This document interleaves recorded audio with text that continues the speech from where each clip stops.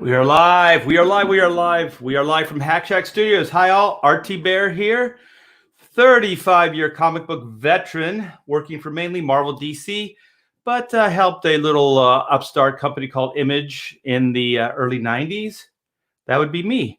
Yes. So how are you guys? How are you doing? We got people in the chat. Sorry, this was supposed to be 10:30, but the sun is changing. So I had to put some covering over the windows because I'm going to be drawing and inking for you guys. And this camera is very light sensitive. So I had to prep the studio. So that's what took so long. So I do apologize for that. We got people in the chat. Hey, is it Jax? How be you? Hell. Hello, Art. What's up, leg kick? We got Oni64.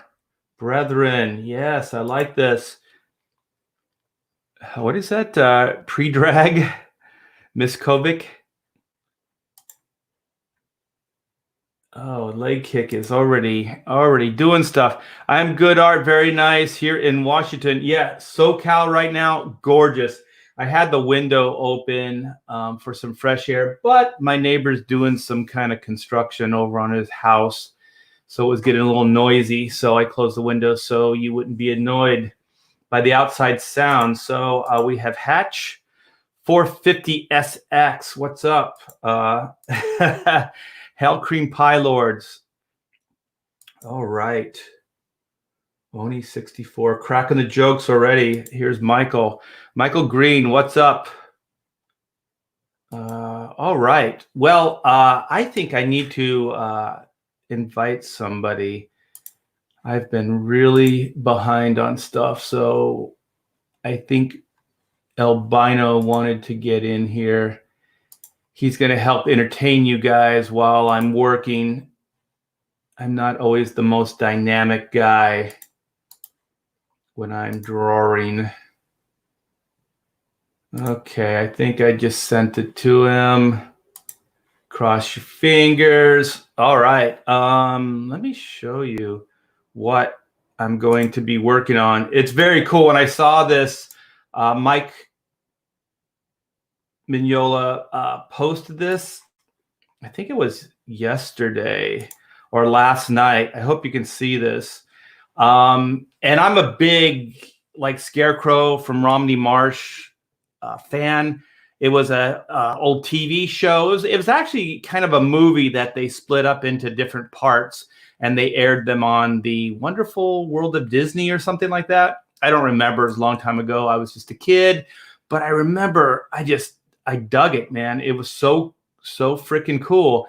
And then if you haven't seen, Mike on his social media is posting like all kinds of different drawings in his style, like Snap, Crackle, Pop, the Rice Krispies guys, and all kinds of cartoons like Gigantor and different stuff that we liked as kids. I guess probably things that he really liked as a kid.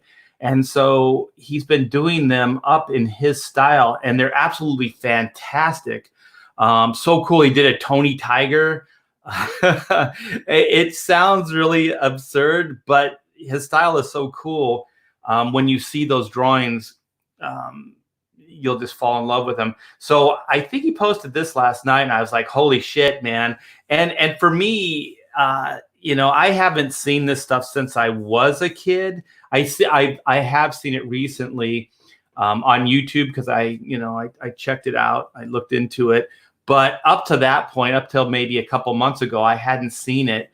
And there's these weird things that through your life that have impact, like your young life, that have impact on your adult life. And this was definitely one of them. And it was one of the first. I think I just like vigilante type stories. So he's a vigilante, and like Batman, and like a lot of the early stuff I liked were all like vigilante type characters, Zorro and the Green Hornet, those type characters. And so he was right in there. I mean, I didn't know I liked those things at the time. I just did. I didn't know I liked vigilante type stories. And so needless to say, it had a big impact on me. So when I saw him post this, I was like, cool. So I started posting it around, just like, remember this? Because there's very few people, they don't really talk about this. It's kind of obscure. And not a lot of people remember it or really talk about it. So when he posted that, everybody came out of the woodwork, including myself. And I reposted it and showed it around. And then I got a couple people, and I don't know where this came from, but they said, Art, you should ink this thing. And I was like, oh my gosh, that would be awesome.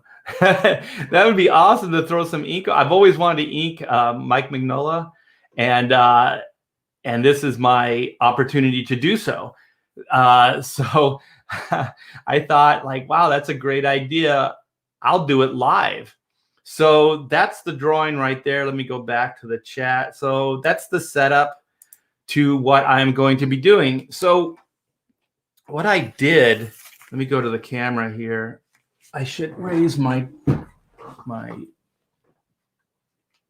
chair so I can get to my drawing board.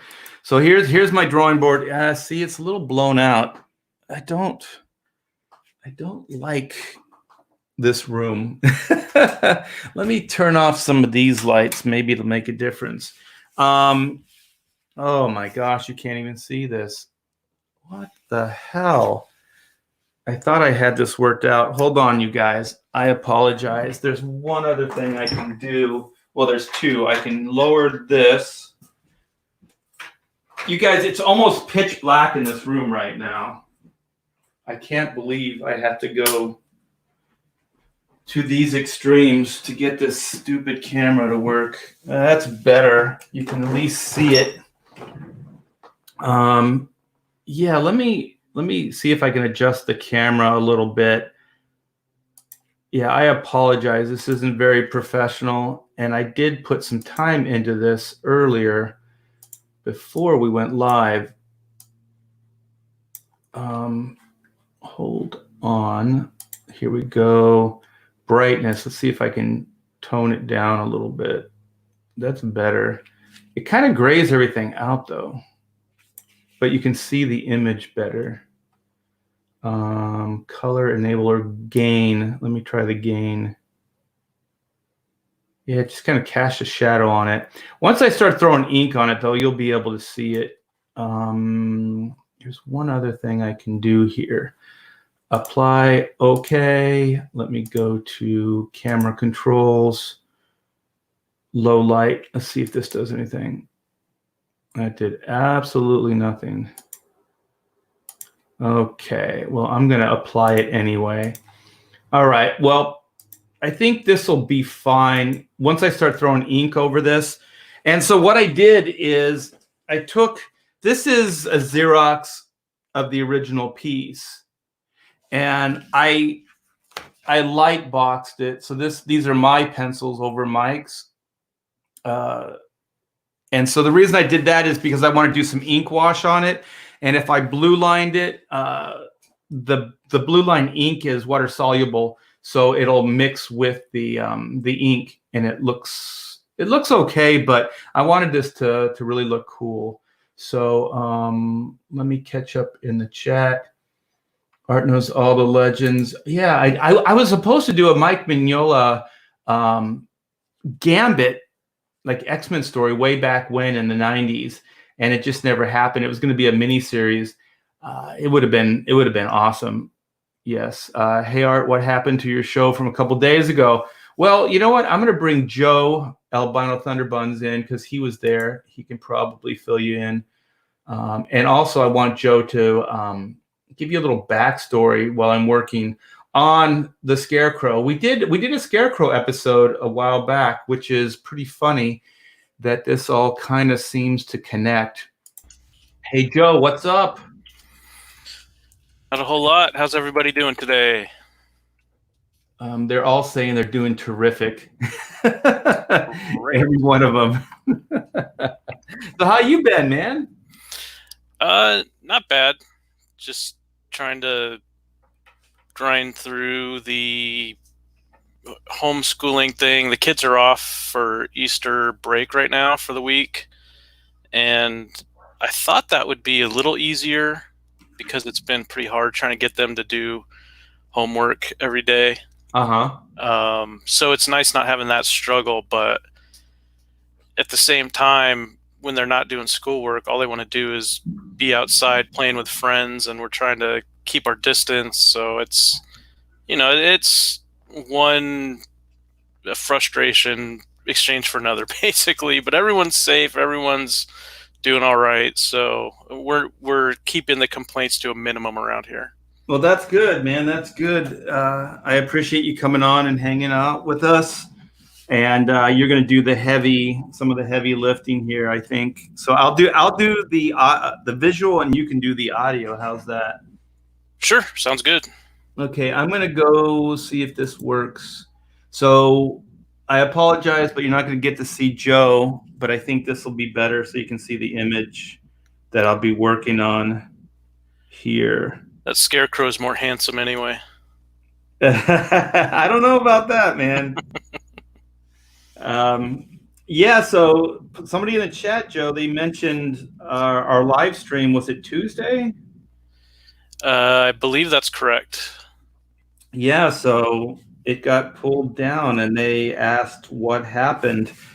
So all I know is that I guess it was false flagged. And false flagging, I take it just means that that we were wrongfully accused. Is that what that means? Yeah, it's when somebody claims to YouTube that there's something happening in the live stream or a recorded video that violates the terms of service. And so when they do that falsely, it's called false flagging, because when they make their complaint to YouTube, that is called a flag. And then YouTube has automated systems that register the flag. They set it aside, so to speak, which means they pull it off your channel. And then in normal times, from what I understand, there's kind of a two-step process. One is where the YouTube's automated algorithms run a check against the terms of service, and they try to find out if they can automatically find the violation. If they can't, then it's supposed to go to a manual review, and then the YouTube staffer is supposed to contact the creator and either say, here's the problem, if you remove it, you can re-upload the video and everything will be fine. Or they'll say, this video was flagged, but we don't find any problems, so we're releasing it to you and you can re-upload at your convenience. Right.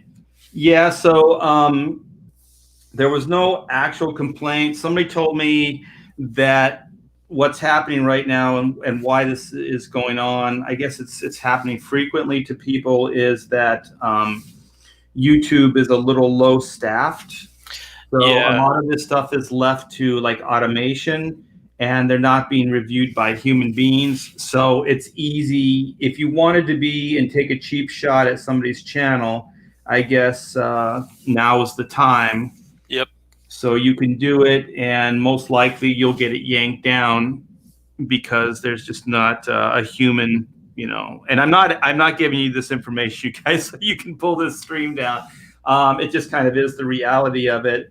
And then I don't know. This is a little conspiratorial, but I was told by a couple different people that who was this George Ananopoulos, and you guys know who this? You know who this is, Joe? Yeah, George Alexopoulos. Alexopoulos, yeah. And then I guess I'm not sure if he works in conjunction with Doug TenNapel, but it was actually a couple people said the same thing. They said that this George and that Doug is like flagging people, like Comicsgate people.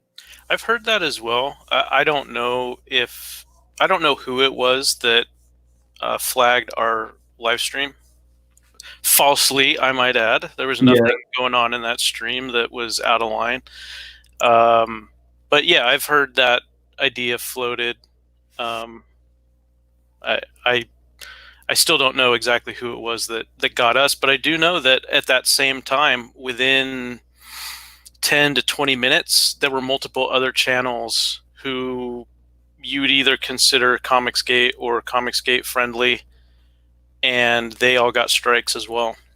And not strikes, they got false flagged. Yeah, that's why it seems like maybe there is something going on. You know what I mean? Like it's pretty weird. I know Antonio Bryce got his. He's been having some problems. Yeah, he's been getting false flagged for months, and I'm not sure if it's a single person or a group that are coordinating.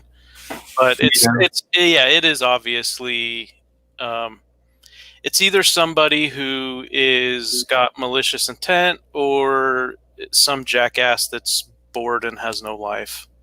Yeah, I akin it to, or like to the same type of mentality, I think, that goes and graffitis up a wall or something. Like it's just like a weird vandalous act.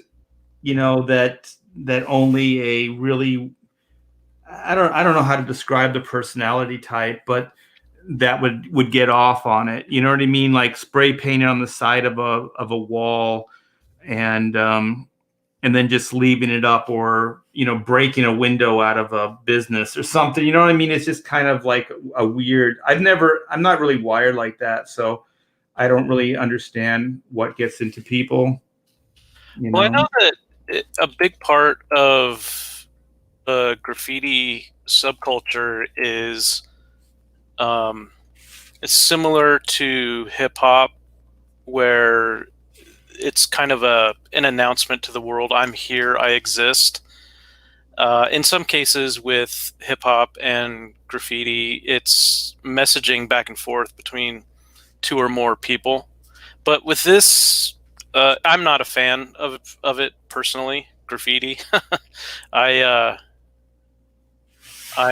I'm so I know a little bit about the subculture, but I've never been involved with it. Um, but back to what you were saying about people telling you they thought it was George Alexopoulos in the chat. Androtaz01 said that he says it in his YouTube videos. Let me go back to. Yeah, Androtaz says that it's his mission to, quote, burn CG to the ground, unquote. Well, if it was him, then I've never done anything to you, my friend. So if you could just back off. I mean, I think that CG gets a bad rap, and I didn't want to make it into the show into that, but um, I don't know. I mean, some of these guys feel slighted or whatever's going on, so I try to stay out of that as much as possible. So I don't really understand this stuff, so I'm always kind of shocked when it happens to me. You know what I mean? Because I'm just like, well, I didn't even know who that guy was, until people started telling me the other day when we got false flagged. So yeah. Yeah, I don't know. I had very few interactions with George early on. I was polite to him. He was polite to me. I've never said or done anything malicious, or you know what I mean. So I don't know. I don't know if it was. And again, that's operating under the assumption that it was him. And Art and I both, neither one of us know for sure who it was. So I want to make that clear again to the chat. The stream got false flagged. We don't know who it was. There's some speculation who it might have been.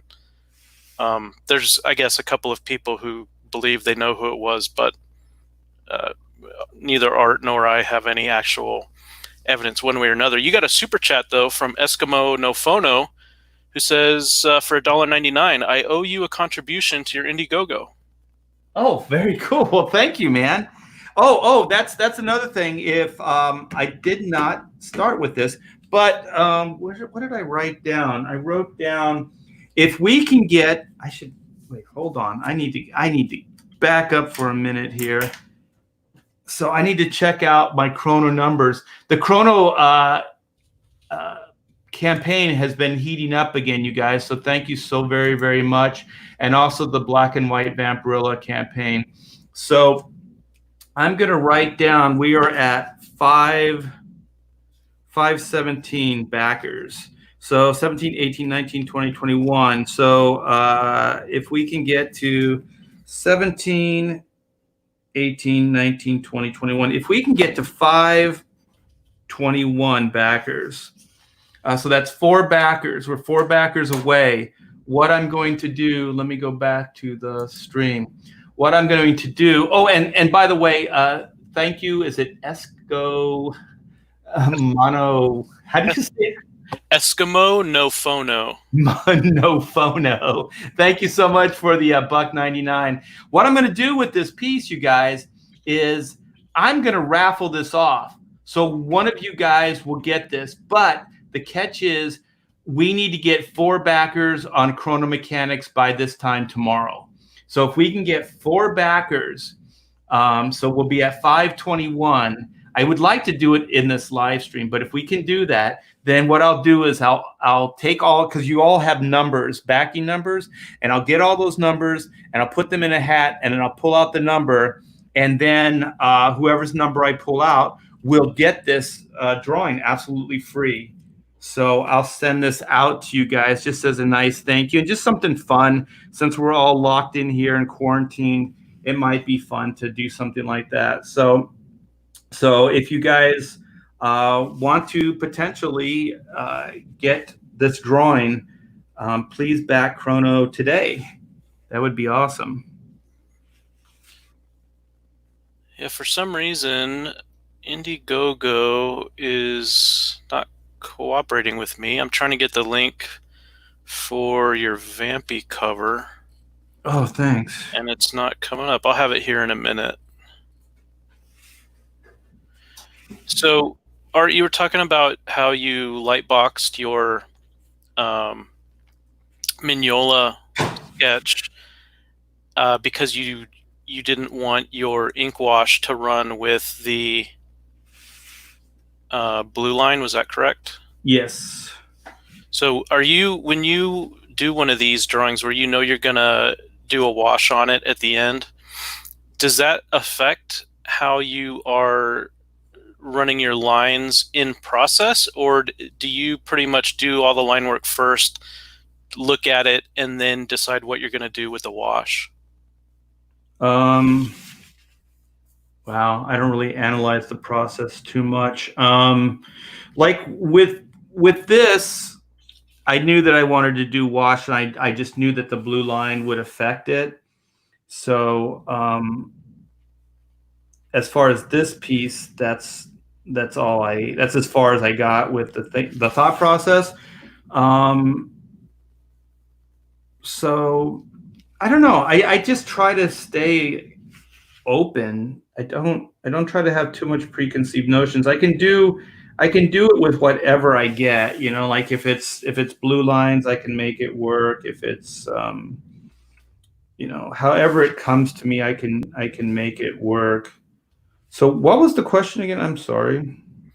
Oh yeah, no worries. I was just wondering if when you know you're going to do a wash at the end of all your line work, I was curious if that knowledge informs how you're doing any of the line work, or if you pretty much just line everything out, it's complete, you look at it, and then you start making decisions on how you want to do your wash. I do a little bit of both. So like with this one, I don't know if you can see it, but this is kind of not drawn to ink really, because Mike usually doesn't do like light shadowing. And I don't know if you can see it, but there's some light pencil shadowing on the sides of faces and things. Yeah. And so that's what kind of inspired me to do some of the wash. So what I'm going to do with these lines right here is I'm not going to ink those. So that's going to be some of the wash. I see. And yeah, so there is a little bit of that, and like right in here on this cheek, that's just going to be washed. That's not going to be inked. But some of these lines of the nose, those will be inked. So yeah, I guess there is a little bit, especially with this piece. Sometimes I don't. I just kind of go in and just wing it. I I like that the best, like kind of not having preconceived notions, and then just see how things come out. And they usually turn out okay. But like with this piece, I'm crossing my fingers that it will look good.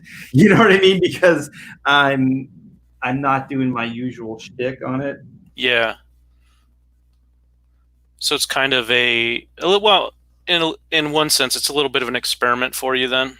Yeah, yeah, definitely. And I'll fail on it live, so you guys can see me crash and burn on this live stream. Yeah, but I think it's fun. It's exciting for me, and maybe it's because I've done it for so many years that I don't like to think too much about it. I just like to do. And also, there's a difference between inking and penciling and writing. So, like inking is a performance art, and I cannot stress this enough to people. It took me a long time to figure it out. But inking is being in the moment. It's like a stage performance, like you're a singer, a rock singer on the stage. So whatever performance you put in that night, that's what's it's going to be. Um, because there's things that happen live. There's just stuff that happens, and then you have to go with that. That's what becomes the performance. And so when you ink for right or wrong, see these strokes I'm putting down, like I can't go back and you know what I mean? I can't fix these. I can't change them. They are what they are. So these are the performances. So and so that's the way I kind of look at it, is that every line I put down, that's part of the performance, and that for right or wrong, that's what it's going to be. That's what it's going to look like. Um, and and when you pencil or you write, it's it's a um, it's a process. Hmm. So it's a series of trial and error. You try this, and if it works, it works. If not, it doesn't. Then you go on to something else, and there's a lot. That's why there's erasers on the end of pencils, and there's no eraser on this. Yeah. Um, because you can't really change it. So that's the way I try to explain inking versus penciling. It's a performance. And so I do like to stay open to the performance, to whatever happens while I'm working.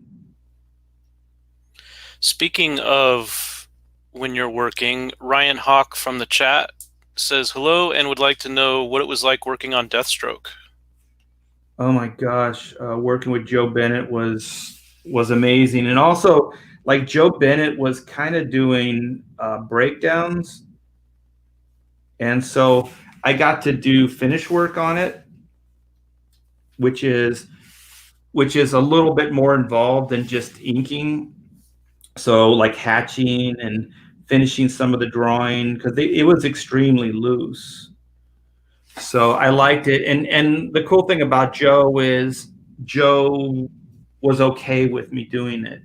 He backed my play, and that's important Hmm. for an inker if they have a penciler that really backs them and appreciates and respects what they're bringing to the table. There's not a lot of pencilers that can do that. I think it's because their egos get in the way and they don't really want to acknowledge somebody else's contribution to the work, and that's a shame. But it does happen. But Joe's not like that. Either is Dan Jurgens. Dan Jurgens is like, yeah, do it. Yeah, he wants to see you try different things. Predrag Miskovich in the chat said he just picked up a Vampirilla t-shirt and it looks awesome. Oh, cool. I looked because they said they were going to put them up. Let me see it, because when I looked before the show, they hadn't put that tier up yet. Where's the tier? Is it as an add-on when you check out? I don't see it on the main page here. Let's take a look. Oh, there it is. Yeah, they must have just put that up. Oh, that's cool. Sweet. Well, thank you, man. I appreciate that. We only have 9 days left. Holy shit, man. Yeah, you're about in the home stretch. Getting close to that final week. Yeah. So if you guys want to get one of these books, time is running out. Jeffrey STP said that vampy bust would look great on a t-shirt. Yeah, I talked to them about doing it. I just don't think there's time for it. Mm. So, and also there's kind of this thing about the way Dynamite is doing this, where they're trying to make the campaigns kind of somewhat unified. Mm-hmm. So they don't want them to depart from each other too much. Yeah, from an administrative standpoint, that makes sense. Yeah, so they want there to be some consistency in the campaigns. And it also, I think, is good from a business standpoint if you are able to set up a bit of consistency so that if you're wanting to build trust with your backers, so if you can prove, in this case it would be Dynamite, if they can prove that they deliver good products on time, and they also have somewhat of a unified template that they're using across different campaigns, then you pretty much build up trust with your backers, and you give them an idea of what they can expect. Yeah, and I think as far as manufacturing these things, it makes it easier too.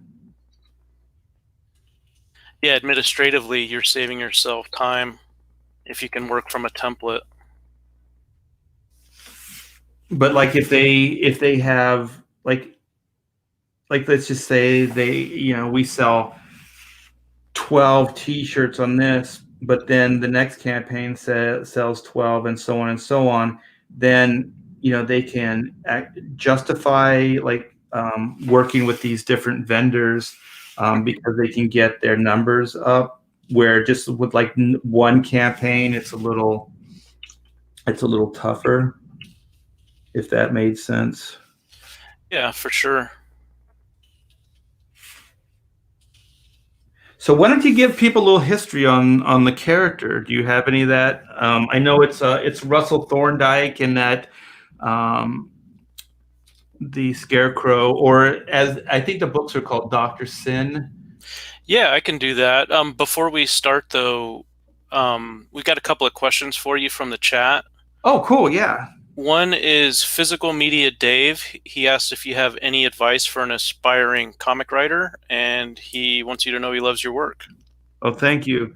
The key with all this stuff is just enjoy it and do it every day. So write every day, and some people think like, oh, I have to wait to be inspired. Don't fall into that trap. Just write, and the discipline. So what happens is that you start forcing your brain to work on demand, kind of thing. So if you wait for like inspiration or whatever, you could be waiting a long time. So if you sit down and you discipline yourself to do it every day, then what you'll find out is that inspiration will just happen. It'll come because you'll be disciplined for it to happen. So you're training your brain to just have that like, okay, I'm going to sit down from this time to this time, and that's when the ideas need to come. So then your brain will start being trained to think that way, and then you can get stuff done that way. To do comic books, I don't know, novels or any of that other stuff, but with comic books, like you really can't wait to be inspired. It just doesn't work that way, because the deadlines and the workload is so immense, and it just is relentless, that it won't the industry won't allow you that time, I guess is what I'm trying to say. So there are people that, like find inspiration, and you're always looking for inspiration, but at the same time, you can't just, go, well, I'm not inspired, so I'm not going to sit down today. So the main thing really is to discipline yourself to do it every day. And when I was younger, I wasn't as disciplined, so I just sat down whenever. So most of the time I would goof off most of the day, and then I would sit down, in the evening time and settle down and then start doing work. But what happened, it was a great thing actually, is when my daughter was born, I wanted to spend time with her. And so what I did is I disciplined myself to work specific hours, like 9 to 6 or something like that, or 8 to 6. And I actually got an office that I went into work, and I sat down and I focused for that amount of time. And I'll tell you right now, my productivity went up like, tenfold. And it was pretty amazing, because I thought, oh yeah, I was getting stuff done before, but not really, not like this.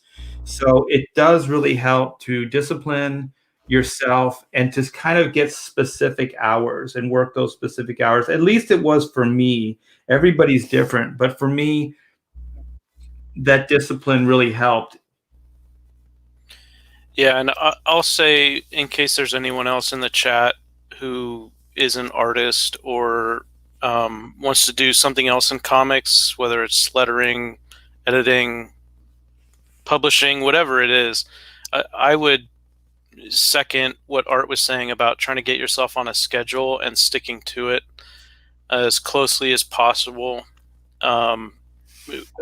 Most people aren't aware that I was the editor for Flying Fortress Remastered for Eric Weathers. That was a 228-page graphic novel, and I would, as an editor, you are, well, depending on what type of editing. If you're copy editing, then you're just simply looking for errors, essentially. But when you're story editing, you definitely are using creativity, and you're part of that creative process. You're trying to help the creative team tell the best version of their story that they've got in them. So I know there would be times working with Eric Weathers where it was difficult to get our schedules to sync up to meet and review stuff. But the easy part of it for me was getting myself on a schedule and sticking to it. And sometimes you got to get creative. If you're out there, you're a freelancer, and especially if you are part-time because you've got a day job, or you are raising kids at home during the day, whatever it is, if you have to break up your work schedule because that's what works for you, then don't be afraid to try that. If you think you would be best served by doing like a 9 to 5 or 9 to 6 the way Art did, then try it out, see what works, and if it doesn't work, then get creative and discover what does work. Yeah, everybody's different. Everybody's schedules are different. Some people are morning people. Some are night owls. I think I'm more of a night person, just the way I'm wired. So for me to become a morning person and then try to get home by dinner time and all that other stuff, it was quite, a change. But I stayed with it, and then it started working out. That's another thing too, you guys. At first, any of this stuff is going to be difficult, but one of the other key factors is that stay with it, because that's the only way you can kind of monitor your progress is day to day. So if it takes you X amount of hours to do whatever it is a day, then always push yourself every day to get faster at it. And so then if you do regulate your time and schedule your time, then you can monitor that.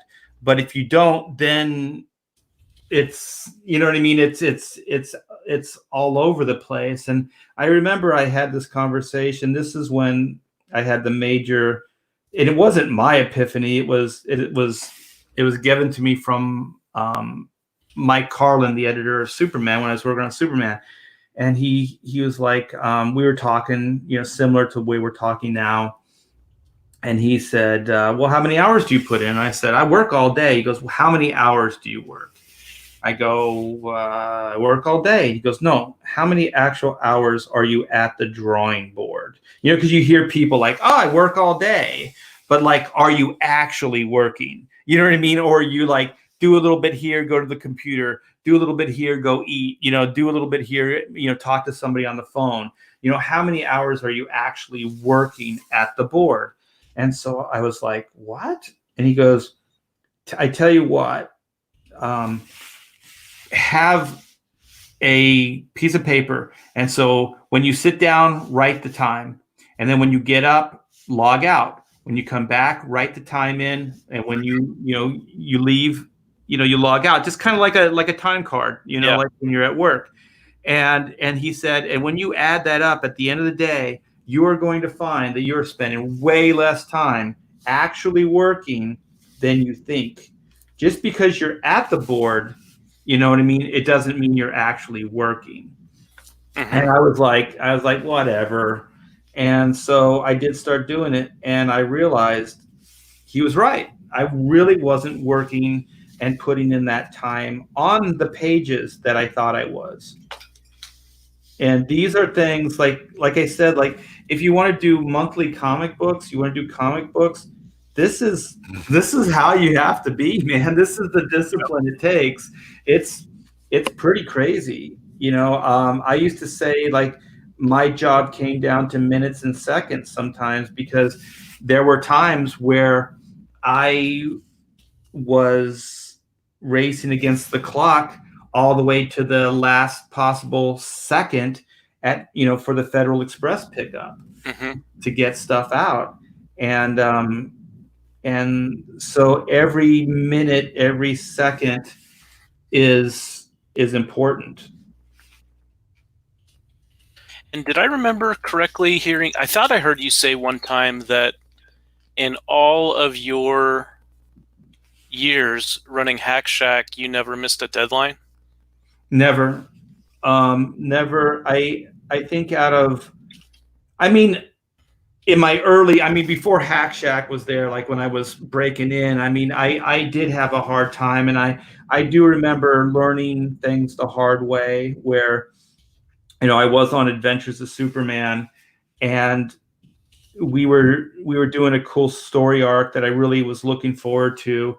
And Mike said, you're getting behind. And I was like, whatever. And he said, if you fall behind, I'm going to have to get somebody in here and bail you out.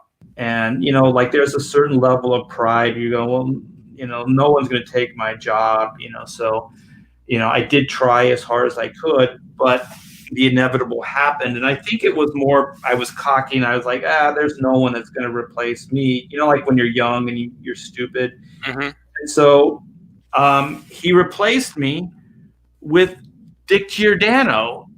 Holy shit. Like, he was my idol. And I was like, oh my gosh. You know what I mean? This guy, if he wanted my job, he could definitely have it.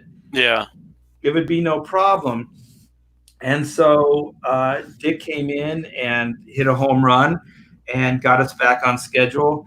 And I learned the hard way. I learned that, when editors and people say this stuff, they're not effing around, you can't, you just can't mess around with the schedule. And so I was scared to death that Dick was going to take my job.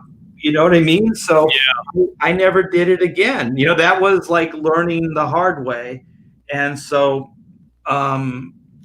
that's one of those things that you learn. But once I got those early days of, before the studio and all that, I think that was probably the only time I got into a problem. And then I got into a problem with, what was her name? Um, I can't remember her name though, but she was at Marvel, and I was doing that Heroes Return book, and it Uh-huh. was weekly or something like that. I can't remember what it was though, and I got a little overextended, and she was the kind of person that had serious trust issues. So when I told her I was going to have something by a certain time, like if I told her I was going to have this to you tomorrow, she'd say, "What time tomorrow?" You know what I mean? Like she would nail you down to specifics, and then she would just kind of constantly nail you down to specifics to the point where um, it was absurd. You know what I mean? Like you couldn't deliver it. It was like the creative process. Like you can kind of guesstimate how long it's going to take you, but sometimes you never really know. Every page is different. Every situation is different. So I do remember, us getting into problems, and I said, "You're setting me up to fail." And she goes, "No." She said, "You said this, you agreed to it, and you didn't do it." And then she did this.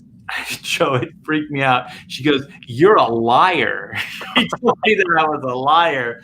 And I said, "You're still getting them relatively close to when I say, you're going to get them. You're asking me for specifics, and that's pretty much impossible. I'm hitting it, relatively within, you know what I mean, within that time frame.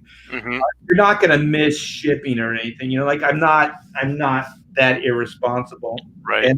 And so she was like, "I can't trust you. I think it's better if you leave." And so, in essence, I was fired.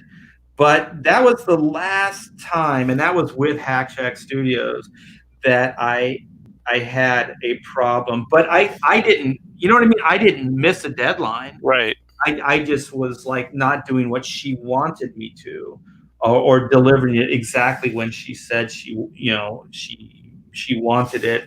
Um, so yeah, I think pretty much that was the worst of it. Yeah, but we didn't miss any deadlines at all, and we were balancing.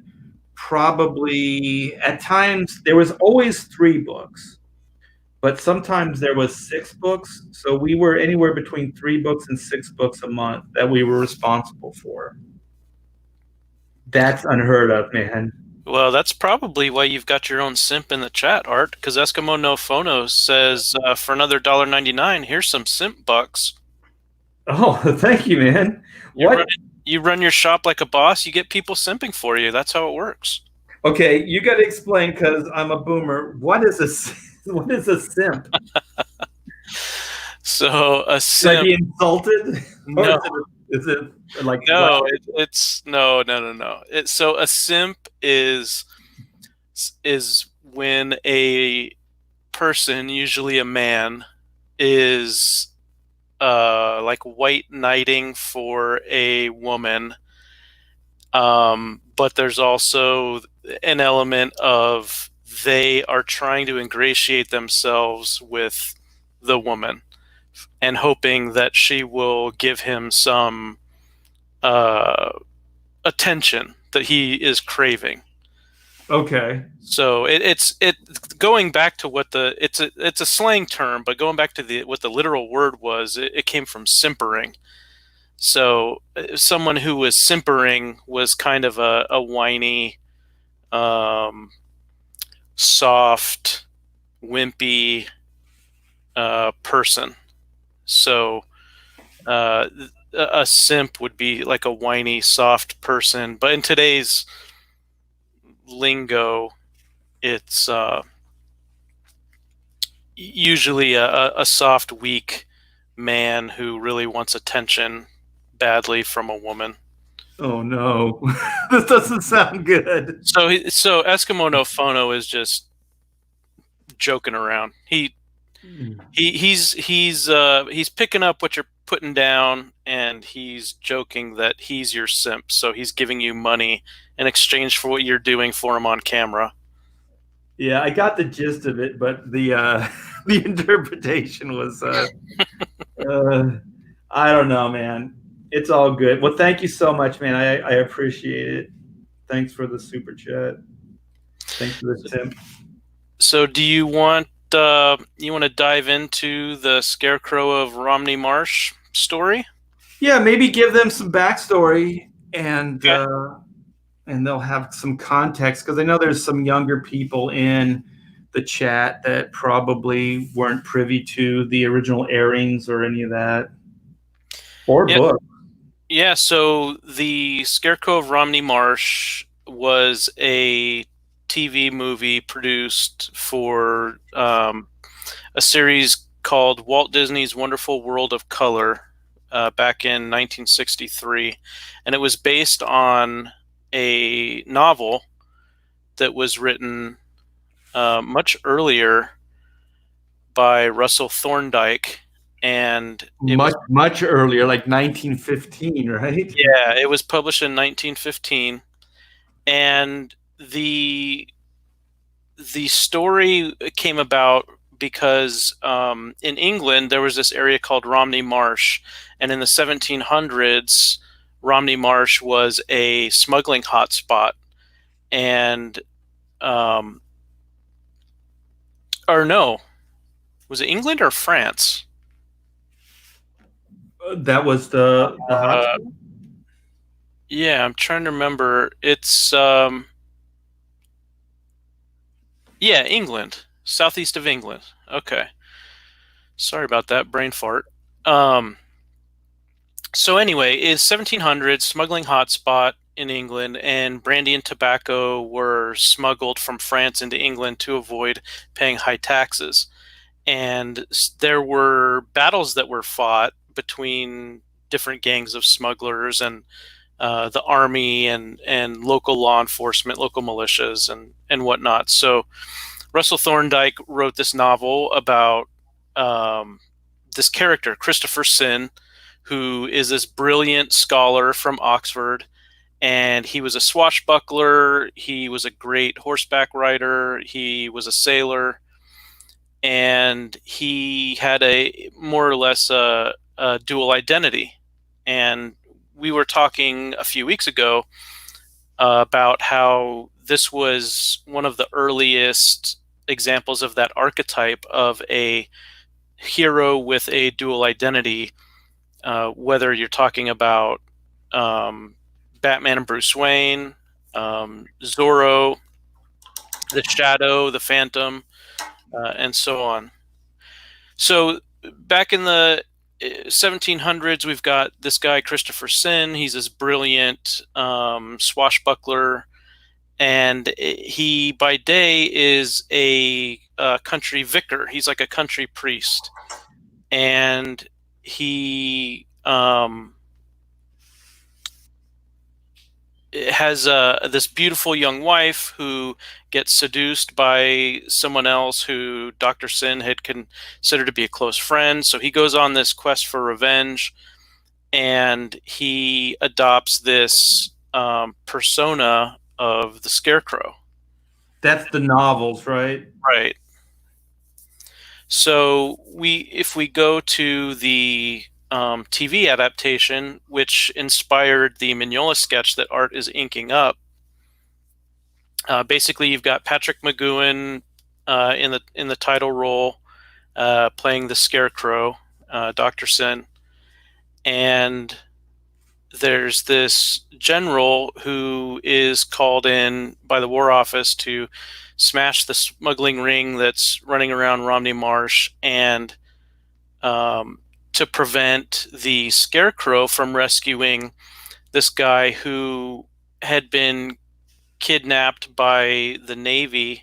The Navy was running what were called press gangs, and they would go around and literally kidnap people off the street, sometimes out of pubs, Out of uh, the churches too, I think they said in out of the show. yeah, Yeah. out of churches, out of pubs, sometimes out of their own homes, and they would literally just kidnap these guys, haul them onto ships. These guys, aka kids. Yeah, often these were kids as young as 10, 12 years old, and they would set sail. And then, because almost nobody back then knew how to swim, really the person who was kidnapped had no choice but to just essentially work as an enslaved sailor unless they could eventually escape.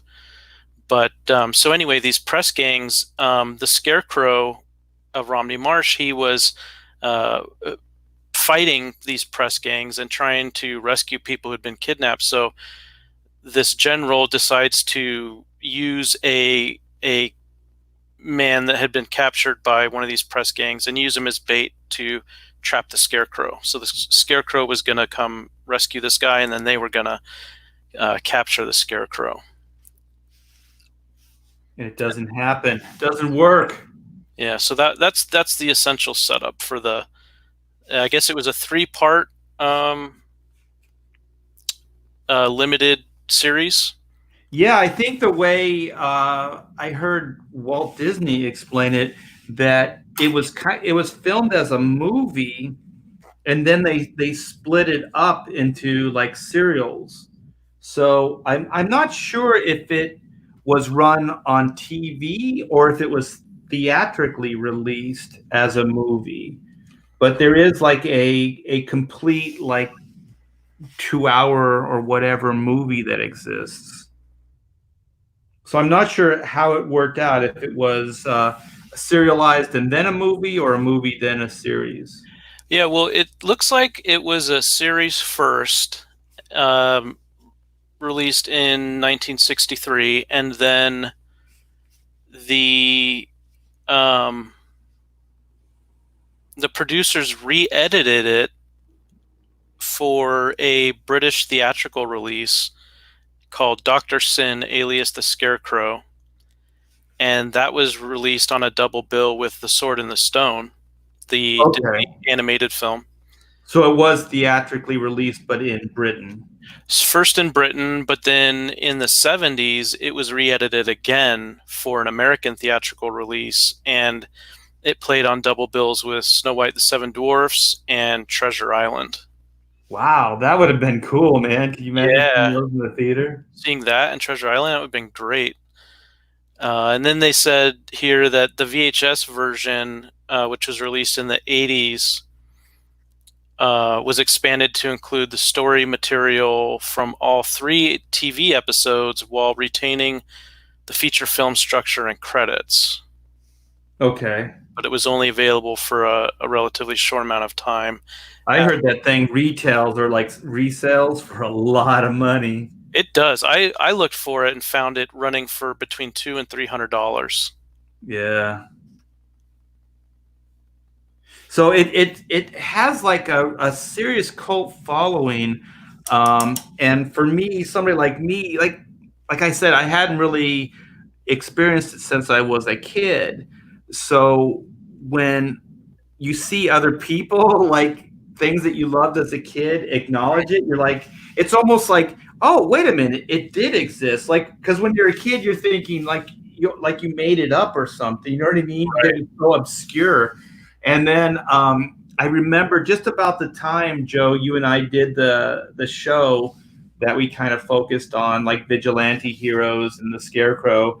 That who was it? It was Walter Simonson actually posted something on Facebook, and he was talking about the Scarecrow. Mm. And I was like, oh my gosh, man, there are some people that remember this show. And so when Mike did this the other night, last night, I was like, oh man, that's cool. Yeah, people know what this is.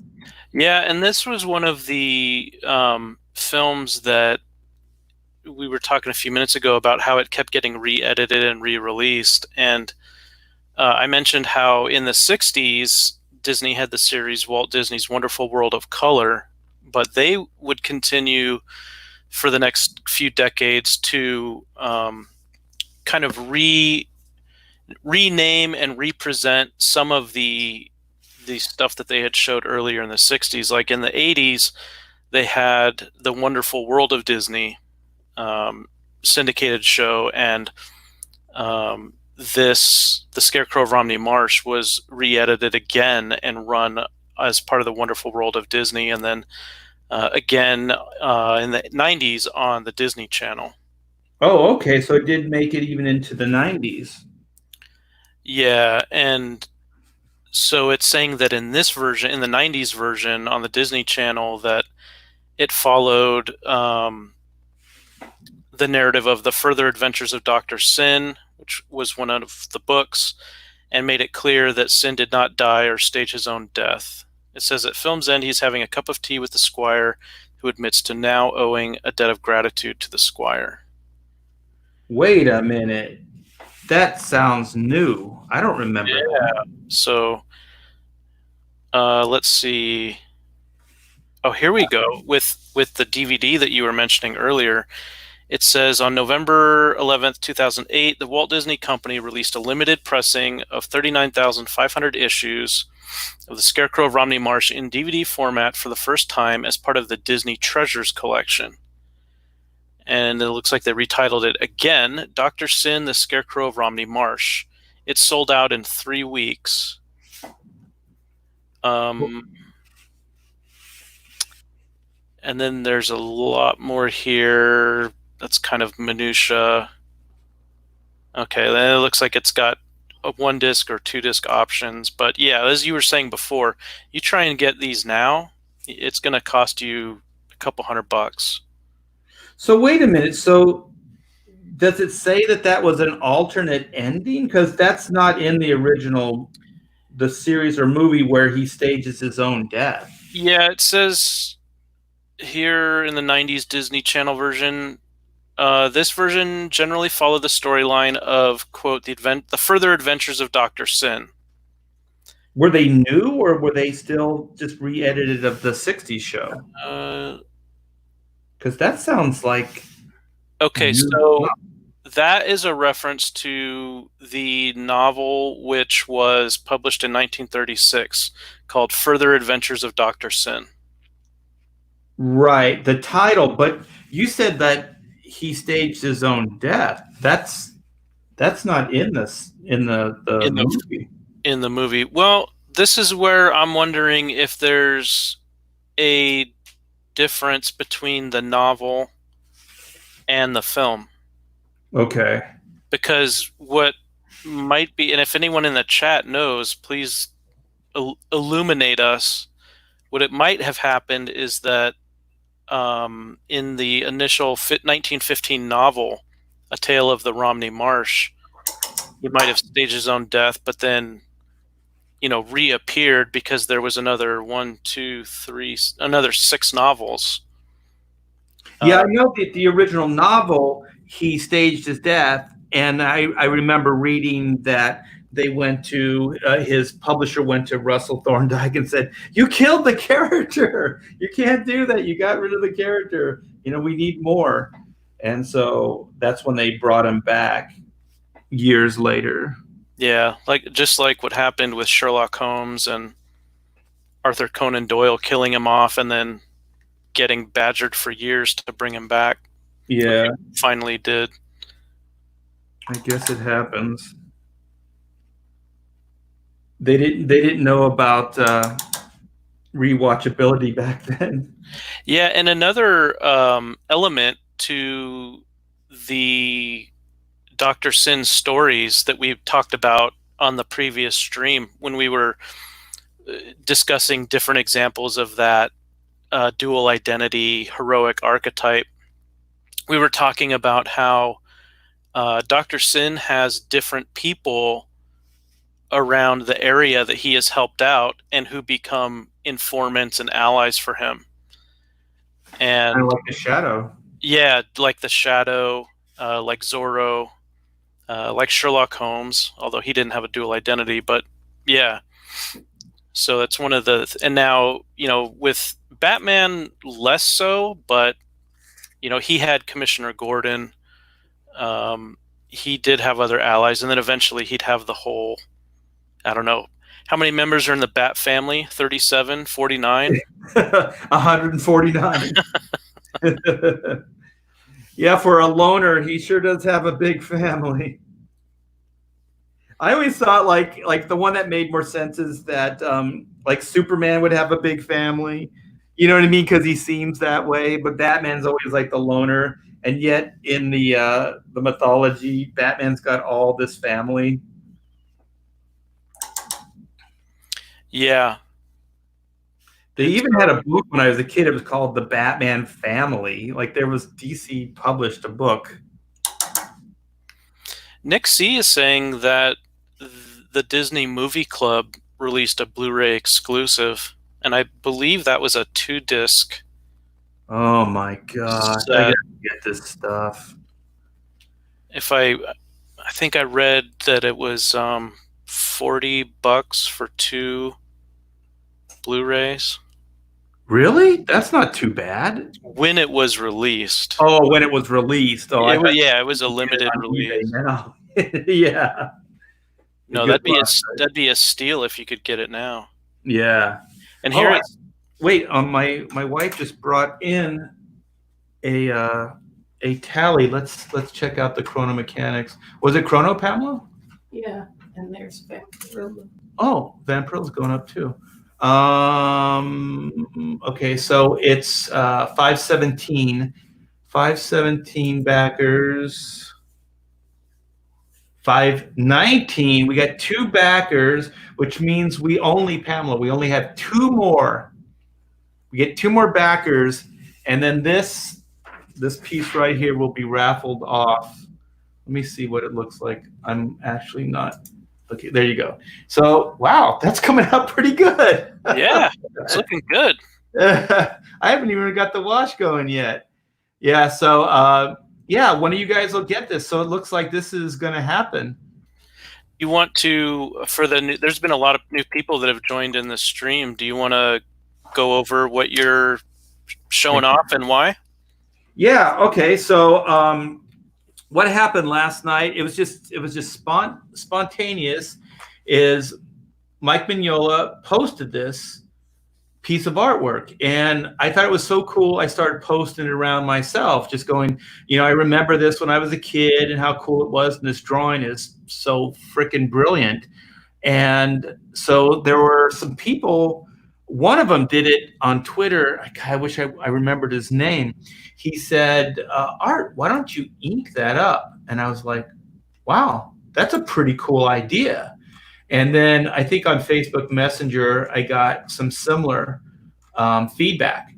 So then I was like, yeah, maybe I'll do it. I'll see if Joe wants to hang out, and we'll do it as a live stream. So that's kind of what started it. It'd be cool to see this in ink. It was Slim Wit. So if Slim Wit is listening in the chat, he's the one. He was the leader in this instigation, and he said it'd be cool to see you ink this. Just saying.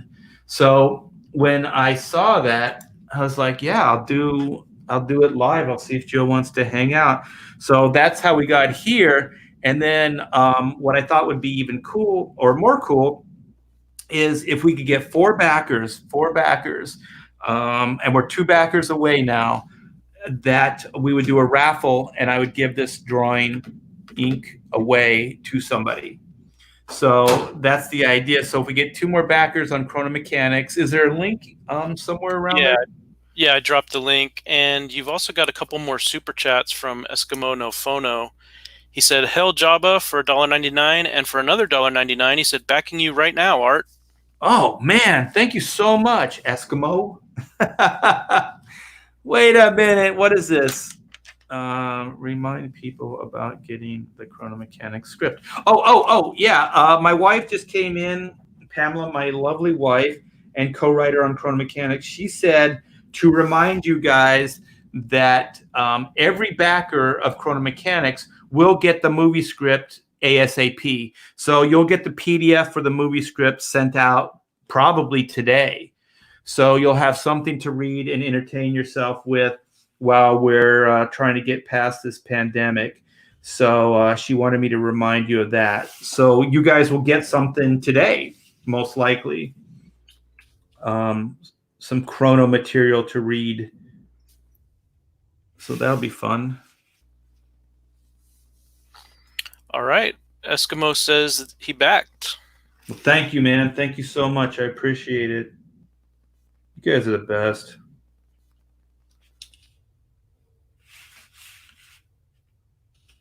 So did I cover everything, Joe? Was that?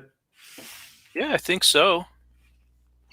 I can get back to the ink. And Spirit Scar says that he got the script and he read the first 30 pages, fun read, and he can definitely see it as a rock opera. Ooh. Oh man, that'd be cool. Who would you get to do the music though? Like, that's the big question. How about the Who? What's left of them? What's left of them? That was horrible. I'm sorry, Who. Tommy? You didn't like Tommy? No, I liked it, but I mean, those guys are probably in their 70s. Oh, yeah. When you said what's left of them. Yeah. Cam 1138 is suggesting Geddy Lee. Oh man. We couldn't get Rush because they're not doing it anymore, but if you could get Geddy. Yeah, I don't know who you'd get on drums though. Who could take the place of Neil Peart? R.I.P. Yeah. Jeffrey STP says combine what's left of the Who and Queen. Ooh, I wonder if Roger Daltrey still has his pipes. That would be cool. Because they did that one with, what was his name? Paul Rogers. He fronted Queen for a while. Mm-hmm. So he's kind of out of that Roger Daltrey mode. Yeah, Daltrey. I'll say that Daltrey, he still puts on a great show. He's not. He's definitely well past his prime, just like Robert Plant. But I've heard Daltrey do some stuff that is still well within his vocal range as it is now, and he sounded good. Yeah, what was it I saw a while ago? It's probably years ago now, but that the Who were thinking of going back out on the road. I also heard like they weren't going to call it Zeppelin, but that Robert Plant and Jimmy Page were talking about going back out too, and then they were going to use Keith Moon. Not Keith. Was it Keith Moon's? No, it's actually, what is his name? Jason Bonham. Jason Bonham, yeah, John Bonham's kid. Yeah. Who's a pretty good drummer, actually. Yeah, I was gonna say Jason Bonham is a legit drummer. You know who's a bet? Oh my God. You don't hear it, but it's Zach Starkey. It's Ringo Starr's kid. Yeah, Zach Starkey. He's really good. Like, that guy is kind of badass. You don't hear much about him, but he's pretty good. He sat in with who was it? It was Paul McCartney, and I want to say it was McCartney, Eric Clapton, and who did they have on bass? I can't remember. And then I know what you're talking about. Yeah. And Zach Starkey was on drums, and they sounded great. Yeah, he's really powerful. I call them pounders. They really hit the drums. Mm-hmm. And the thing is, Ringo gets a little bit of crap. He gets crap from me too. But when Ringo, like when the Beatles were like early Beatles, Ringo was a pounder, man. He hit those drums. He was pretty badass. When he got, when they started going to the studio and all that other stuff, I think that technically those guys kind of evolved beyond him. Yeah, I agree. But that early Beatles stuff, man, all that energy, that's him. That's him, like, just leading the way. And that I'll always give Ringo Starr that. In the chat, Rich Cook was saying, you were asking about what's left of the Who, and Rich Cook said the Who has an orchestra now to replace members. And Mr. K said that the Who were supposed to be touring in the UK this year until the beer bug came along. Oh, maybe then, yeah, I was right. Okay. Yeah, and I said John Bonham's kid, Jason Bonham. Yeah. And then Jeffrey STP said that he's already over 50. Can you believe that? That's crazy, yeah. I remember I was old enough that album In Through the Outdoor mm-hmm. had come out, and that they had announced that Zeppelin was going to be on tour. And I am old, but I'm not that old. You know what I mean? Like I wasn't in like the early Zeppelin stuff, Right. and then that album came out. There was a lot of, hoopla and promotion about it. I thought the album was okay. But they were going to go on tour, and then John, met his untimely death, and that was it. They said that they weren't going to tour. And so I never got to see Led Zeppelin. Wolverine in the chat said the best advice he ever heard Ringo give to beginning drummers was to quote unquote beat the buggers. Yeah, that's what he did, man. He beat the shit out of those things. Like for the time, you think about how aggressive Ringo's playing was. There weren't a lot of drummers that were, doing that. So, and Yeah. he was fun to watch, like that early Beatles stuff. Like he was fun to watch. Yeah, he had his mop top flopping around while he was pounding the skins.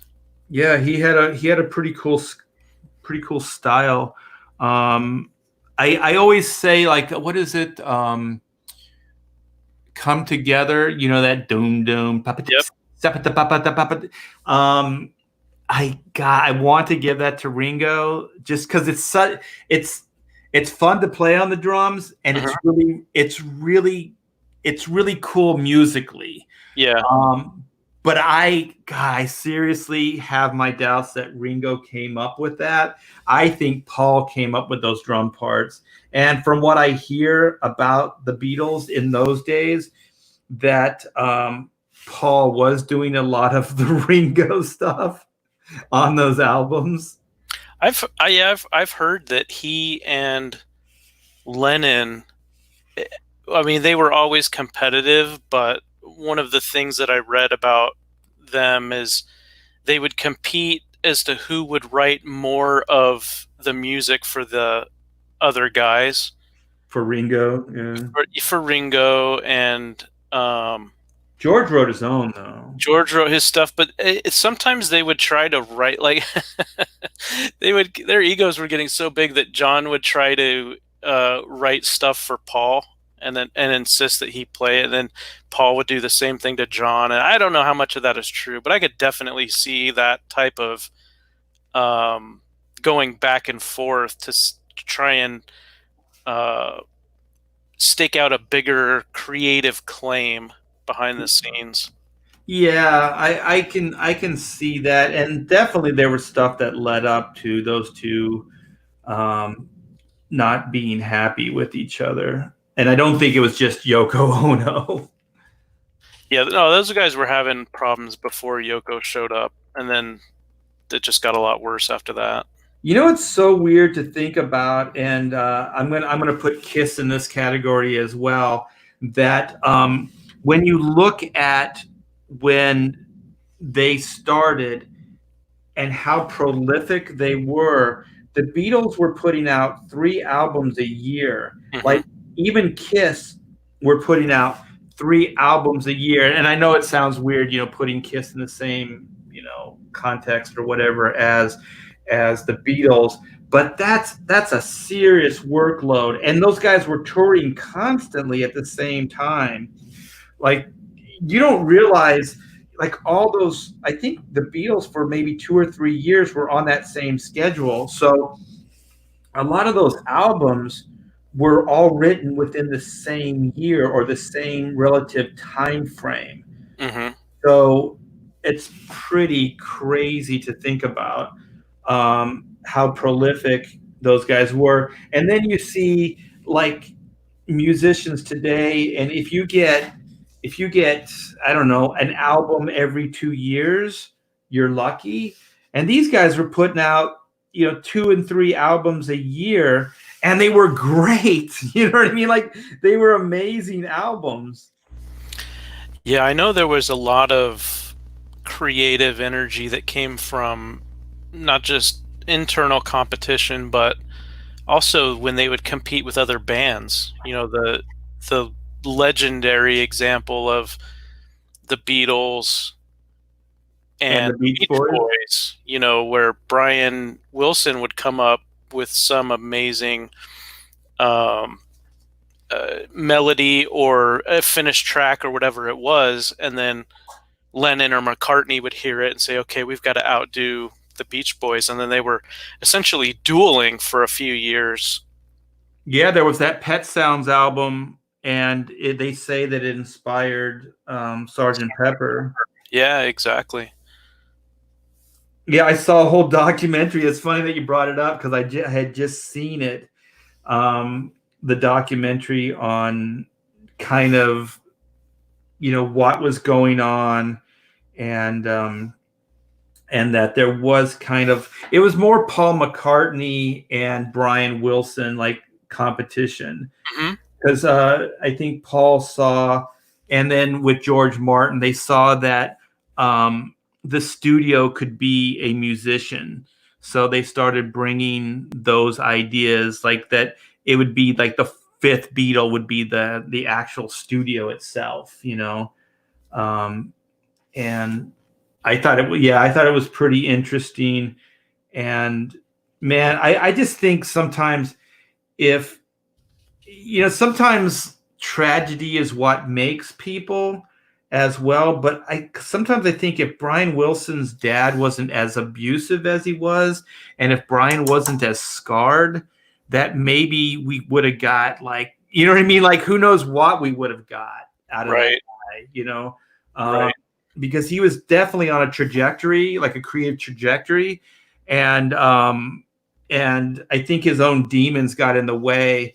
And the thing about the Beatles is that they just didn't have that. They didn't have those kind of internal demons. And also, I do remember Ringo Starr when he was talking about Elvis, and this is kind of related but unrelated. That he was talking that he felt bad for Elvis because of his fame. Like, he became kind of a kind of victim of his own fame. And he said if it was just him, he probably would have killed himself.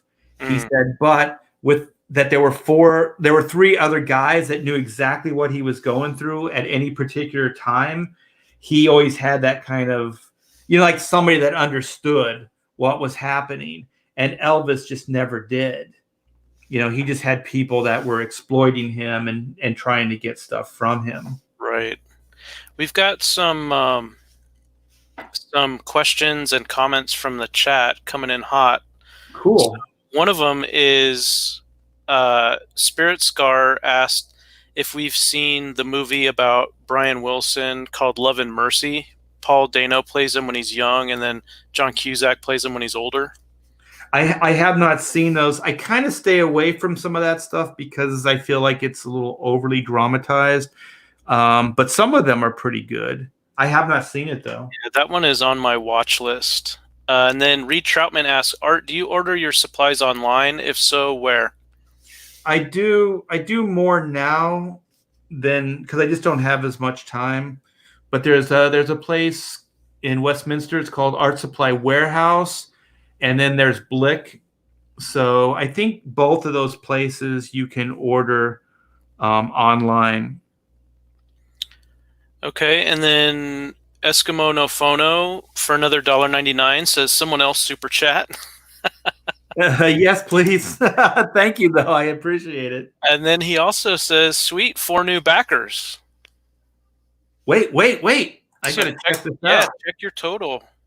Let's go. Somebody's going to get this piece of artwork. Yeah, because Eskimo backed, Rich Cook backed, and then a couple more. All right.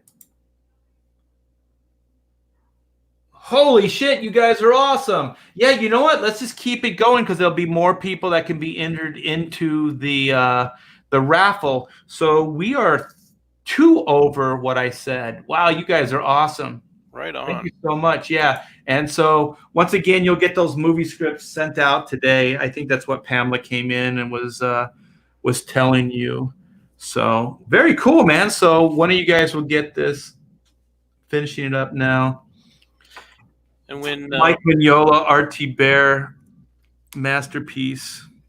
Yeah, I like how you can tell that the guy's face has a different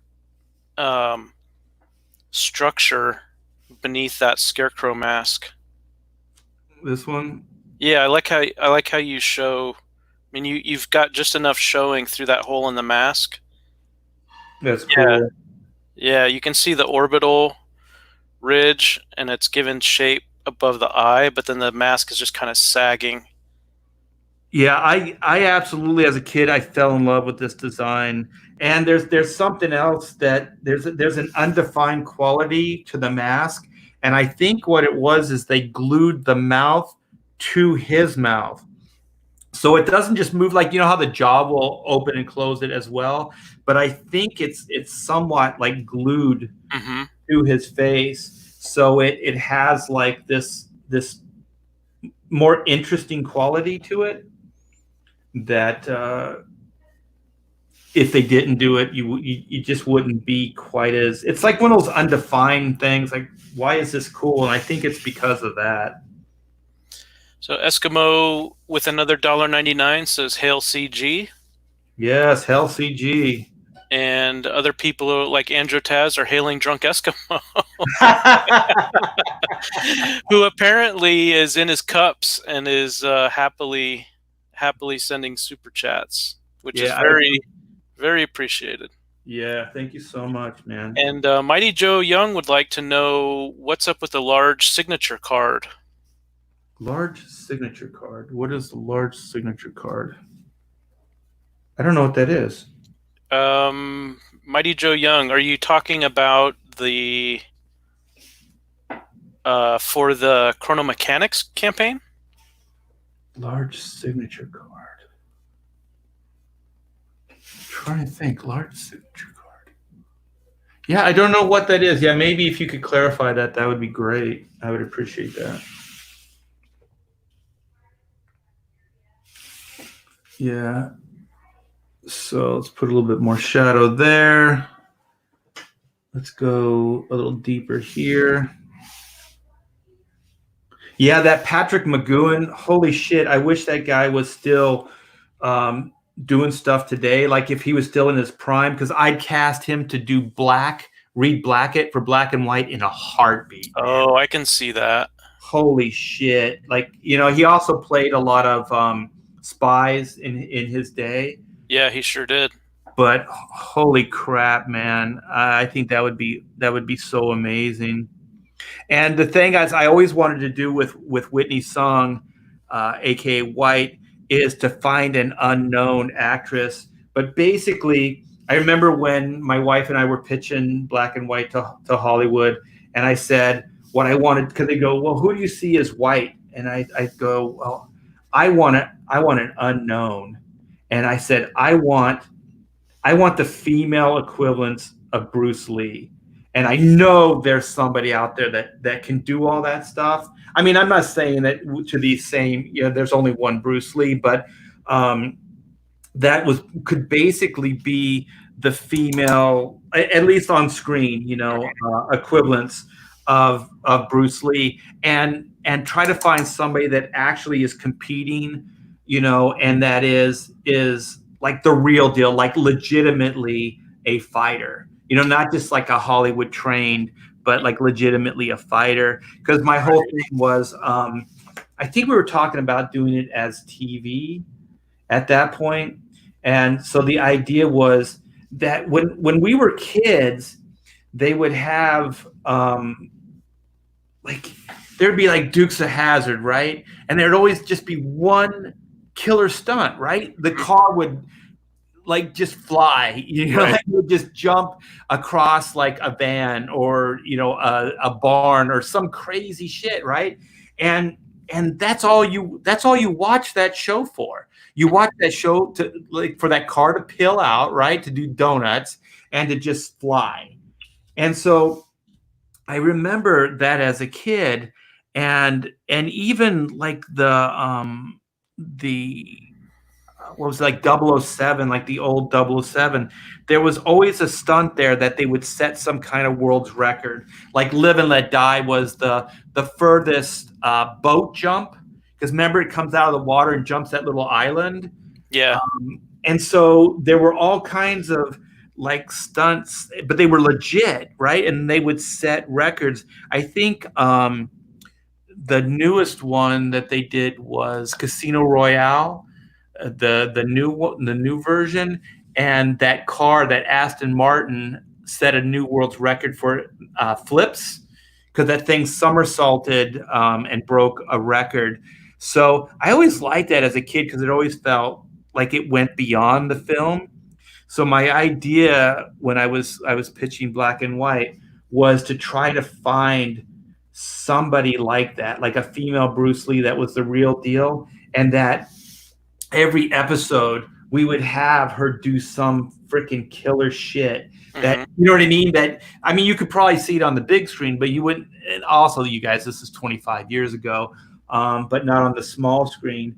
And I remember those guys going, "Yeah, but who would it be?" I'm like, "Well, that's up to a casting call. I don't know, but I'm pretty sure that somebody like that exists. You know, if you look hard enough." Yeah, there's some suggestions in the chat. Michelle Yeoh in her prime, which is who I was thinking of. Another one, Kelly Hu. I think Kelly Hu is a sweetheart, man. She's also really.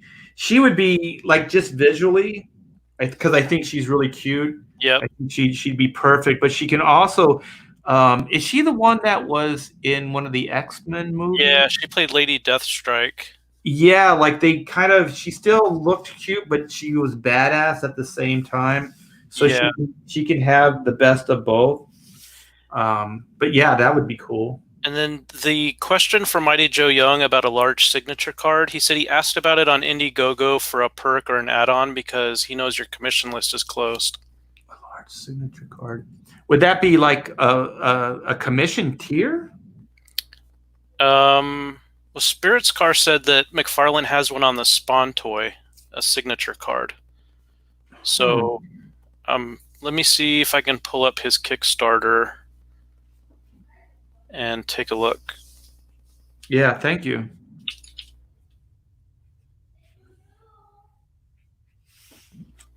Oh, this is coming together. Look at that.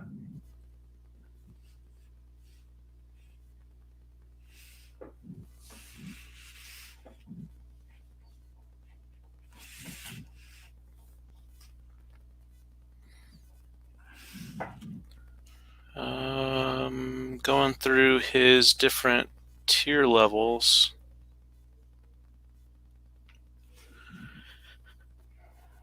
Hand-signed autograph from award-winning artist and Spawn creator Todd McFarlane.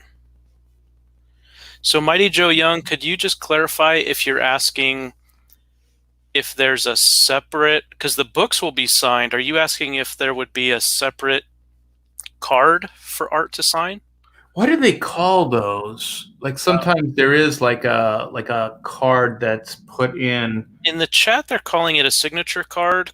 That's what it's listed at on McFarlane's. It says hand signed autograph. I've heard it called a book plate. That's it. That's what I was thinking. Yeah.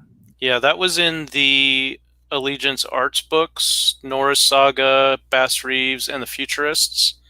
It was a card, and the creators all signed the card. And the way it's much easier from a publishing perspective in the independent circuit for anybody who's in the chat, it's because it's much, much less on the shipping cost to ship cards to the different creators and have them sign them versus the weight of shipping books. And then you also have the possibility of books getting damaged. But if you ship these cards, it's a lot easier to keep them in mint condition and costs a lot less money to get everyone from around the world to sign them. Yeah, and also in some incidents or some cases, it's the only way they can get, all the different people to sign the things. So Mighty Joe Young said, like a 12x9 landscape blue line of his autograph. I'll have to look into that. That's interesting. And he said he just thinks it would be cool to have a large autograph from you. You know what? I'll tell you what. Send me a card through the mail, and I'll just do it. I'll just give you a big signature.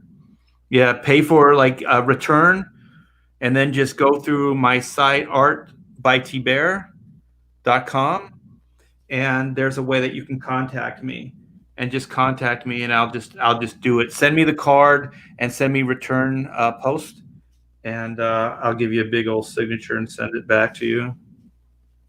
How's that for customer service? Yeah, that's no problem. A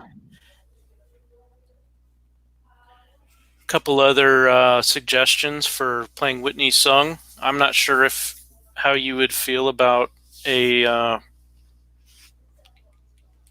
non-Asian playing the role, but there's Emma Stone and Scarlett Johansson. Yeah, Scarlett Johansson is cool, but she's way overused, and I think I want a cool, like, if like Whitney is her mother is American, and so her father is Chinese, so kind of a cool half and half. Yeah. That would be perfect. So I love Emma Stone, and I really do think Scarlett Johansson is cool in a lot of those roles, but she's kind of overused right now. And I think too, like, I think Scarlett Johansson, nothing against Scarlett Johansson, but I think she's older now, right? Like, how old is she? I think she's only early 30s maybe. So then when she started the Marvel movie, she was in her 20s? Yeah. Okay. I mean, maybe mid 30s if we think 2008, 2010. It's 10 years. So, yeah, mid 20s she would have been if she's in her mid 30s now.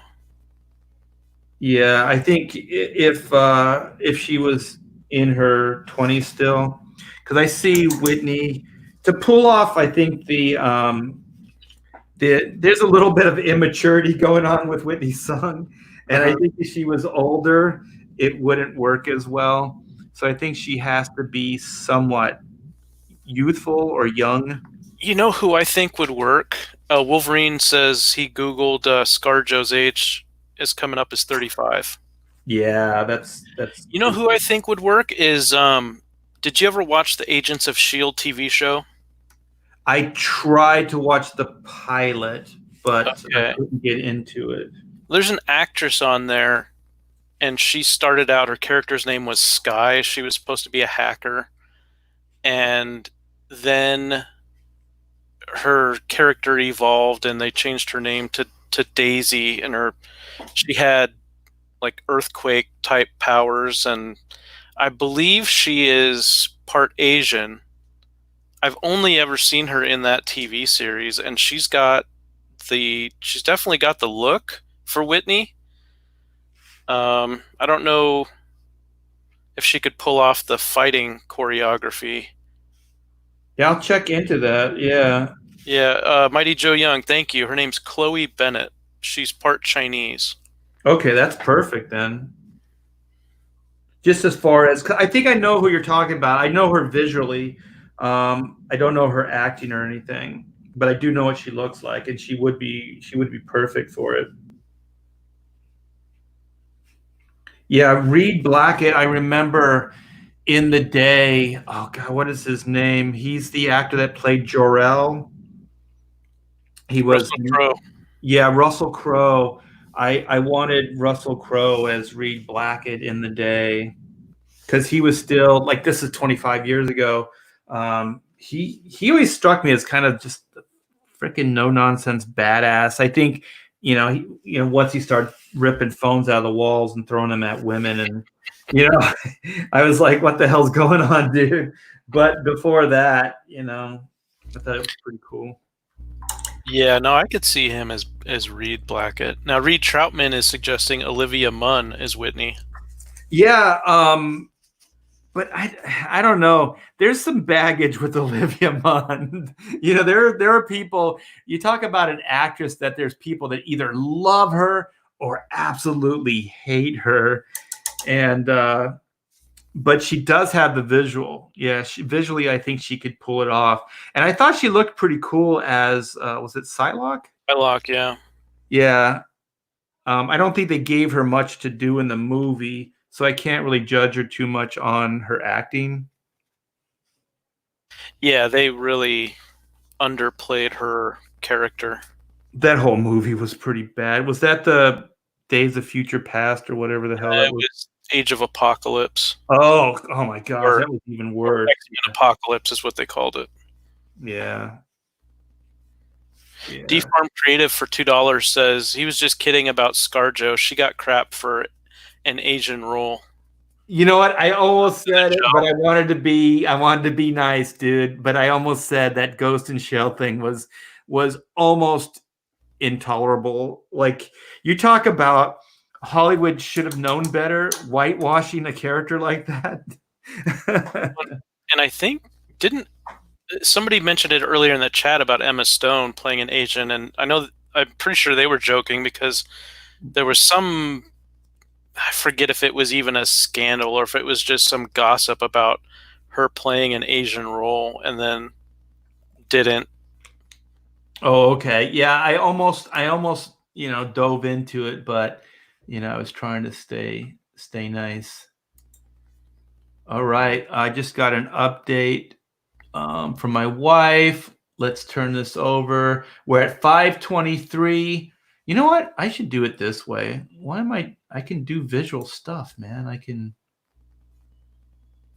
Eskimo Phono for another $1.99. Finally, another super chatter. Thanks, man. I appreciate it. You guys are the best. Look at this thing. It's coming out cool, man. It looks great. Shit, you guys are going to get this absolutely free.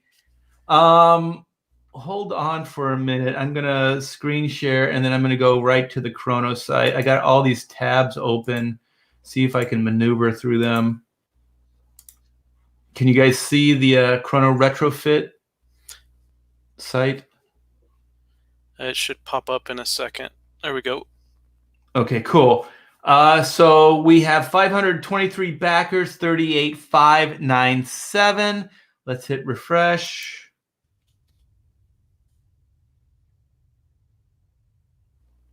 Oh man, we got 2 more backers. You guys are awesome. Hell yeah, we got a rally going here, man. Yeah. How many books have we sold? We sold or how many backers have we got? We started at 517, 18, 19, 20. So what is that? 8 backers. Very cool, man. I wish we could play Truckin' by the Grateful Dead because this campaign's just trucking along. You just gotta keep trucking. Trucking. Doesn't he say my ships or my chips cashed in, right? Yeah. Yeah. Yeah. Oh, Spirit Scar said Emma Stone played an Asian role in a Cameron Crowe movie. Didn't see the movie, just remember the controversy. Oh, and then let's see. Fook Gugole 2 says Emma Stone did play an Asian role in the movie Hawaii in 2015, but it was supposedly quarter Chinese, quarter Hawaiian, half U.S. Oh my gosh, Hollywood's still going, still doing it in 2015. You know what? I'll tell you too. I love the Lone Ranger. I love the Green Hornet. I love all those older, like vigilante type characters. And when I heard that, oh my gosh, who was Tonto? What is his name? Johnny Depp. Johnny Depp. I almost, oh God. I was like, are we still whitewashing characters? Because I, just like with White, like my idea with hiring an unknown actress, like, not that we need to overly be like, oh, we need more representation, because that's not what I'm going for. Right. But just as much as just like having more diverse things to look at. You know what I mean? Like interesting things to see. And so I was like, like when I was a kid, it was at Jay Silverhills. That guy was a celebrity to me. Like Tonto, Yeah. that guy was fucking badass. Like I loved that actor when he'd go on talk shows and when I'd see him outside of being Tonto. And just as Tonto, I thought, man, that guy's cool. And he was the real deal. And I just thought, Hollywood, listen, man, you had an opportunity to take an Native American, put him in the limelight, and turn him into a superstar. Could you imagine? Like, there is one iconic action adventure Indian character, you know what I mean, that multiple people know of, and it's Tonto, and you cast it as a white guy. And then I remember seeing the behind the scenes stuff. I know I've said this before, but it was absolutely outrageous, where Johnny Depp is like, I'm 1/3 Blackfoot tribe, whatever. I'm like, come on, dude, this is grasping at straws. And then they actually, Joe, did you see? Oh my gosh, the production team actually went to the Blackfoot tribe, like a leader of the tribe, and they went with the Hollywood equivalents of like trinkets and Yeah. fireworks, and they tried to buy these guys off so they would endorse Johnny Depp as Tonto. Holy shit, you guys. Like Hollywood, come on. We have to stop worshiping these people. They're Mhm. morally bankrupt. How dare you? I'm not even an Indian, like I'm not even a Native American, and that pissed me off. Yeah. Mighty Joe Young said John Wayne is Genghis Khan. Oh yeah, but you know what? I mean, it's just like people smoking. There's like certain stuff that was kind of, not that it's excusable, but it was they were it was a more naive time. Let's just say that. You know what I mean? So Well, yeah, for sure. I I mean, know that stuff happened, but when you said Emma Stone in a 2015 production, or Scarlett Johansson in Ghost in Shell, like what the hell? in the chat, Eskimo No Phono said, "Okay, no more simping," and then Spirit Scar said, "One more simp," and for $1.99, Eskimo said, "One more simp." Oh my gosh, you guys are so awesome. Yeah, thank you so much, man. Eskimo for Whitney, he suggested Jamie Chung, the actress from Dragon Ball Evolution. She also played Mulan in the series Once Upon a Time. She also played Blink in the Fox series The Gifted. Wait a minute. I think I know who you guys are And talking about. she Yeah. is definitely got the look to play Whitney. Oh yeah, I was just gonna say she'd be awesome. Yeah. Is she kind of a natural? Like, does she study martial arts and all that? That I don't know. But just as far as the look, the She's visual. got, yeah, she's definitely got the look. I don't know if she's got the physical training. Yeah, I mean they can do a lot today, like with like God, man, the stuff they did with Scarlett Johansson, with that, what is her name, Heidi Moneymaker, the stunt woman. That stuff was pretty flawless. Yeah. Like you couldn't tell where Scarlett Johansson started and where that Heidi Moneymaker ended. I think in the first, was it Iron Man 2 or whatever, you could kind of tell, Mm-hmm. but they definitely ironed out the stuff later. Yeah, and the choreography was very well designed for her. Yeah. I really liked how much thought was put into it. It wasn't, you didn't see little 115-pound Scarlett throwing someone across the room. You saw her actually using fight technique that someone of her size would have to use if they were going to take down much bigger, heavier, stronger opponents. Yeah, because she used her weight to bring them down versus like muscle. So that whole kind of like, I've seen, God, what was it? It was a stunt. It was some kind of documentary. God, I wish I could remember it, on like different female stunt actresses. Like I don't know what they call them. I guess just stunt.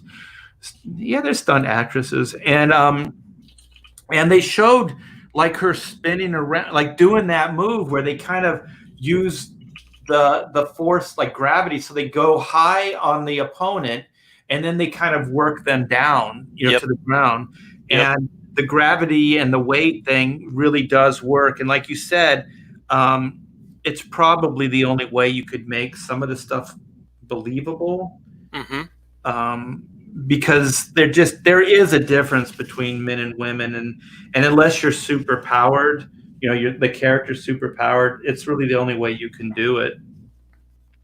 Wolverine is saying that according to Google, Jamie Chung is 37, but she sure does not look. She does not look it.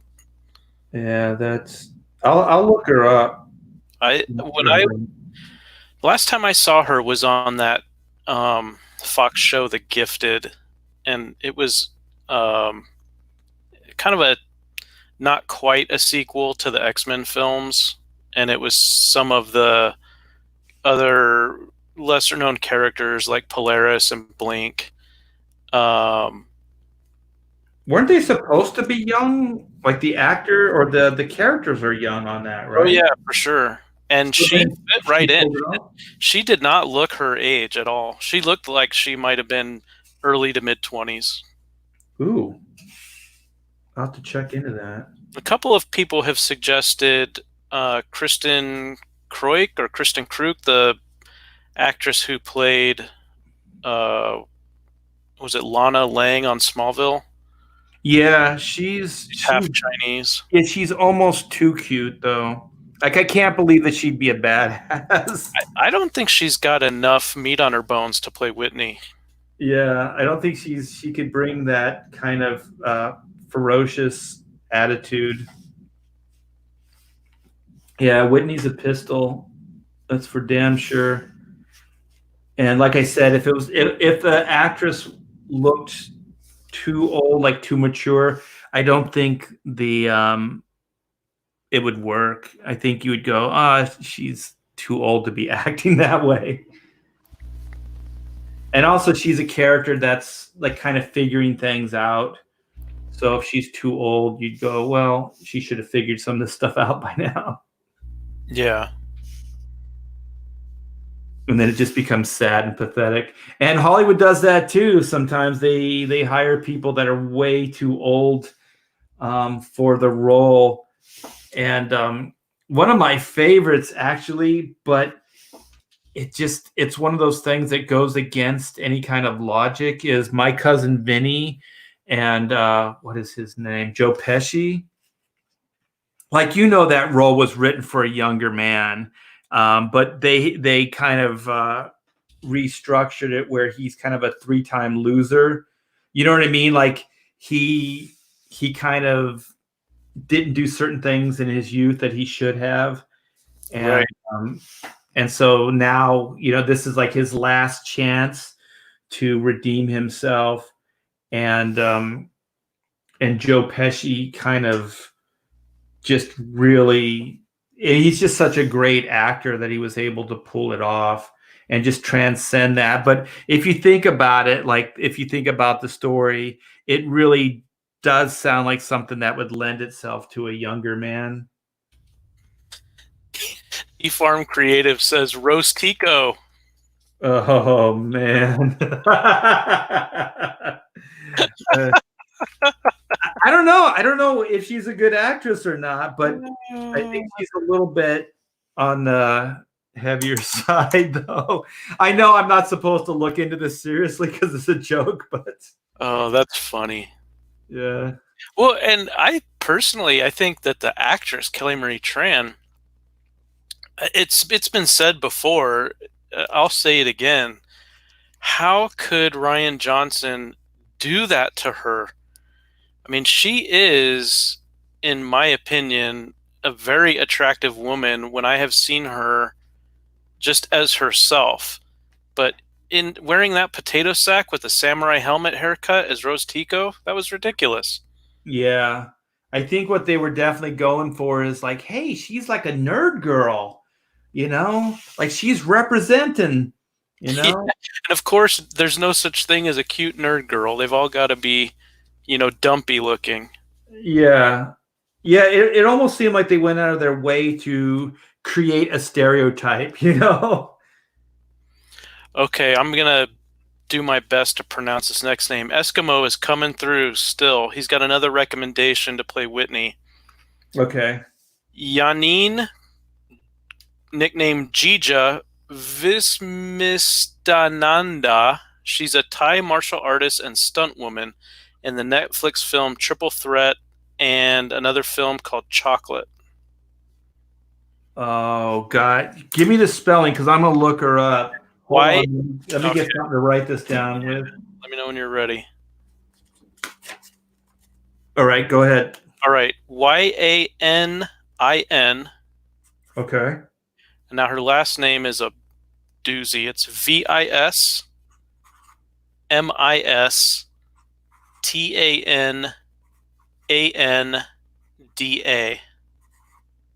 I couldn't even fit it on across the post-it. All right, here, I'll give you her nickname. There can't be that many with his nickname. It's Jeeja.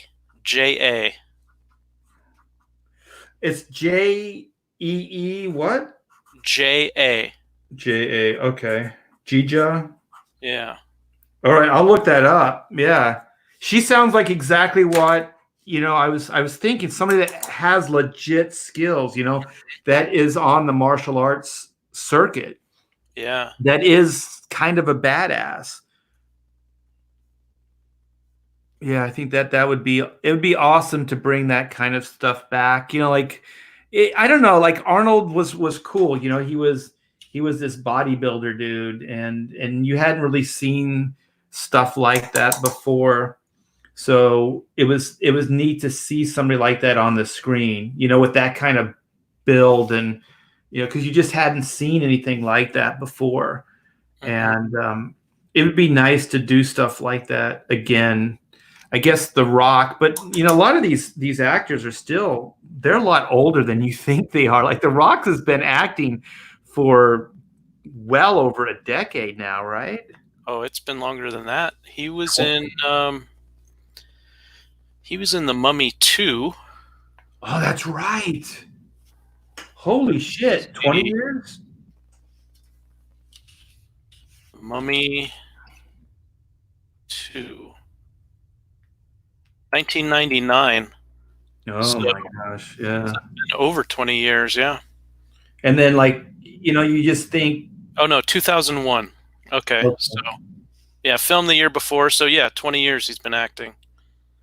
so there's just really isn't anybody like that that was a wrestler or a bodybuilder or like a legit martial artist or something like that. Because what they used to do with these actors and stuff is they would go out and do like Bruce Lee would go out and do competitions or judge competitions, when he was acting. And like he was very active still. And it would be neat to see some of those guys transcend just the actor role, that somehow they kind of are those people, they're just badasses. Like it's weird because what was the ginger, what was his name, that fought Bruce Lee in, oh my gosh, Talking about Chuck Norris? Chuck Norris. Yeah, like those type, you don't see that kind of stuff that much anymore. Yeah, I'm trying to think. Really, the only people that I've seen do that in the last 20 to 30 years have been B-list actors. People like Cynthia Rothrock, who was a martial artist that got into stunt work late 80s, early 90s, and then started doing some acting. And she's great in the fight choreography, but I've never seen her do more than B acting. Hatch 450 SX said Michael J. White. That's a great example. Okay. Again, B movies. Jeffrey STP says, speaking of stunt women, Monique Ganderton or Janderton. Oh my gosh, you guys are awesome. Yeah, I'm gonna have some fun while I'm Gina eating. Carano, great example. Hatch 450. Yeah. Gina Carano, and I think that Gina could probably pull off the Whitney Sung look. She's big though. Like she's a big girl, right? She Like is a big girl. She'd have to slim down a little bit. she'd have to slim down, I think, a lot because she's got to be sleek. And I mean, the thing I always like is like Reed Reed Blackett, aka Black. He's a tree, right? He's just Yeah. planted. He doesn't move. So it would take a serious like force to knock him on his ass. Mhm. But she is like the nimble one. Like she's all over the place.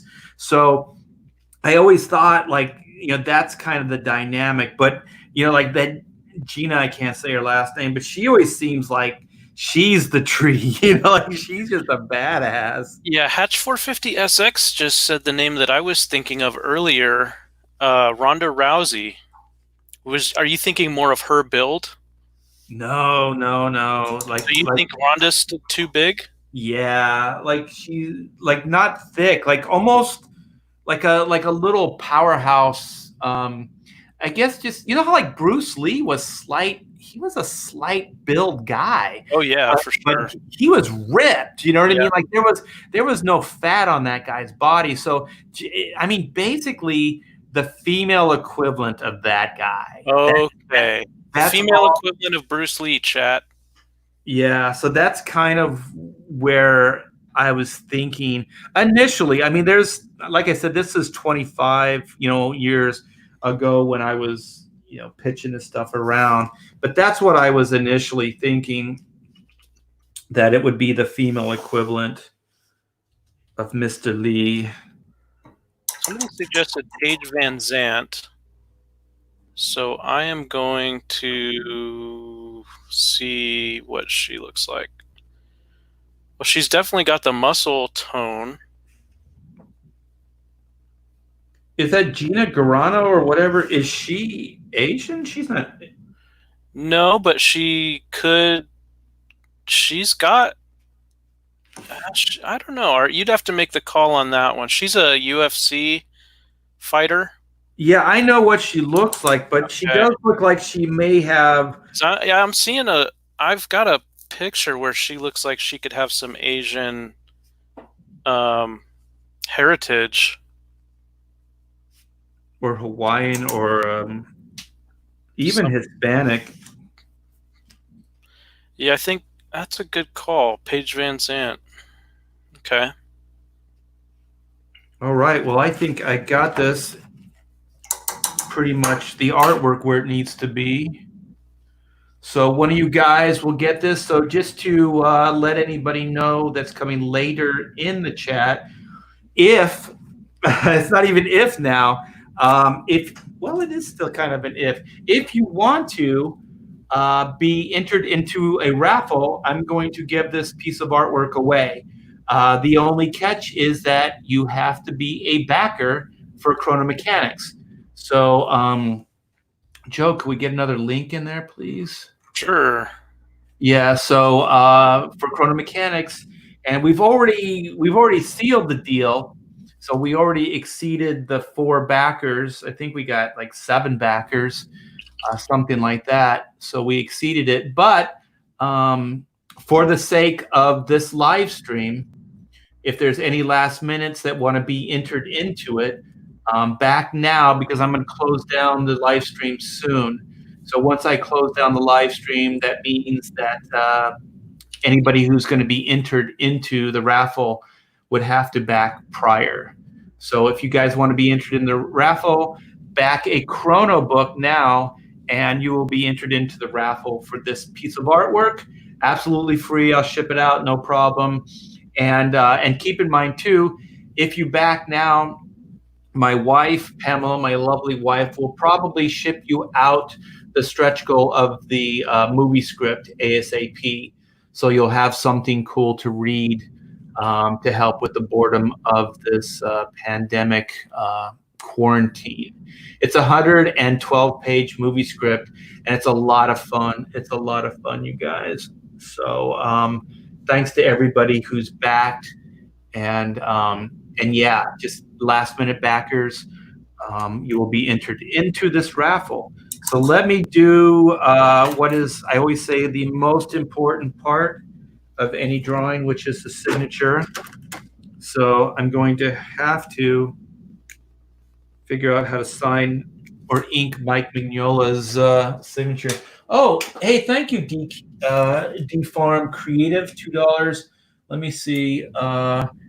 The Karate Hottie, Michelle Watterson, really? UFC. Man, I got some names to check out. And I like the Karate Hottie. That's cool. Yeah, there was another one suggested by Hatch 450SX. She said, or he said, Weili Zhang, who is the UFC strawweight champion right now, and she looks basically like a female Bruce Lee. Not in the face though. Just I was just about to say, I don't know if she's cute enough to play Whitney. I'm not sure. That's an interesting aspect. Of like she looks just like. Wait a minute. Bruce Lee with a wig on? No. That would be a whole different movie, wouldn't it, Joe? That sure would. I'm trying to find my pin now. Here's a compliment for you, Art. Cam1138 says, I have not been bored for 1 second during this whole thing.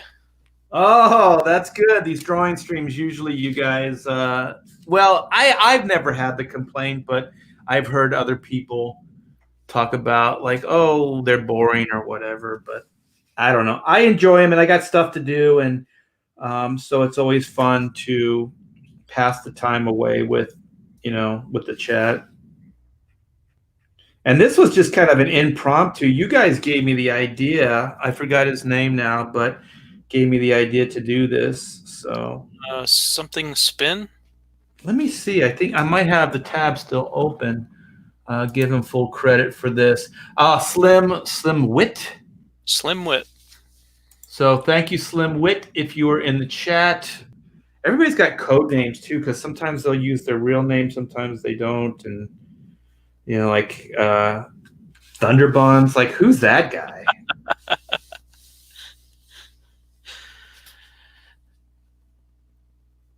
Man, I'll tell you, I told, well, you already know this, Joe, but maybe people in chat don't. Every time I would read, before we got to know you, because my wife knows you too, because we went out to dinner together. She used to just light up like albino Thunderbuns. She thought that was the funniest sounding name ever. Yeah, I chose it because once I had decided that I was going to get back into the comic scene and I was going to take another run at breaking into the industry. This was early, like January 2018. And, I didn't know anybody. I had been out of it for a decade. And so I decided to pick a handle that would be, ridiculous and entertaining, but memorable. And so that's what I settled on. Well, mission accomplished. Yeah, I think you are a rising star in the Comicsgate community, my friend.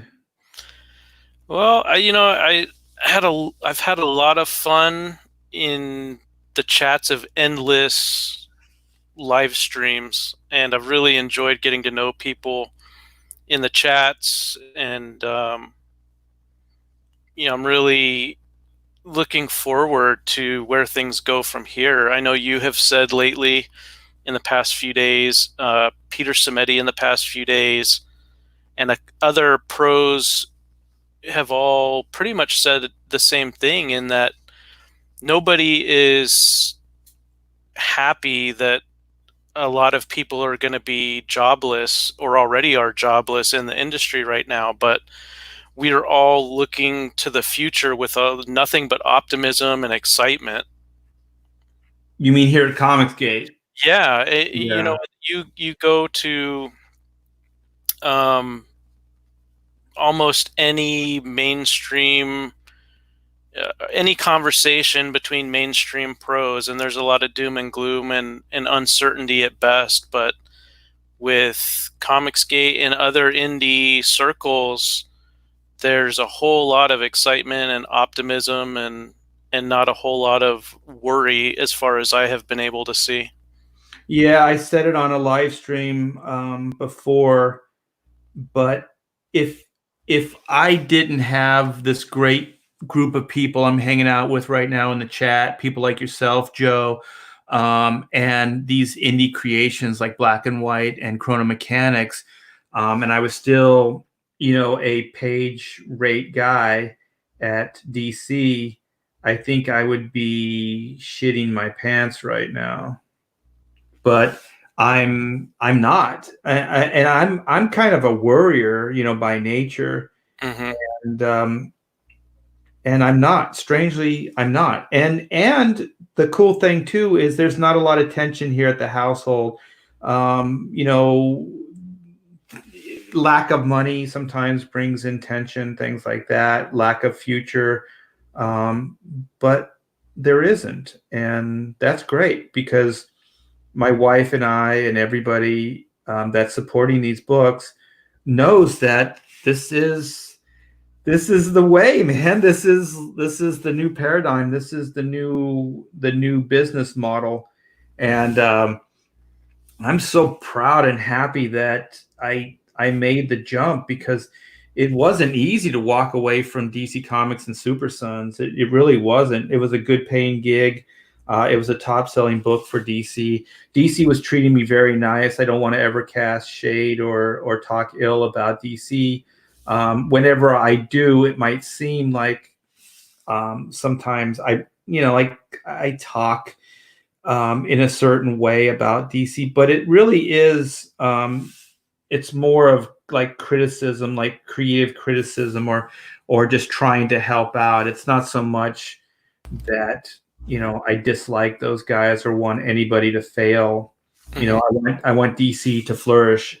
I want them to do very, very well. There are people at Marvel that I don't like, but there's nobody at DC that I have a problem with at all.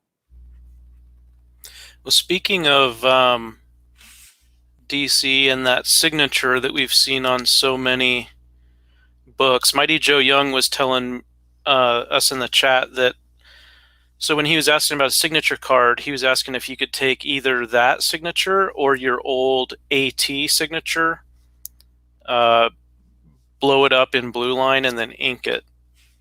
Yeah, whatever you want. Yeah, if you send it to me, I'll do it even live. Just send me the piece of paper you want it drawn on, and put it in an envelope. Send, like I said, you can get my all that information and stuff.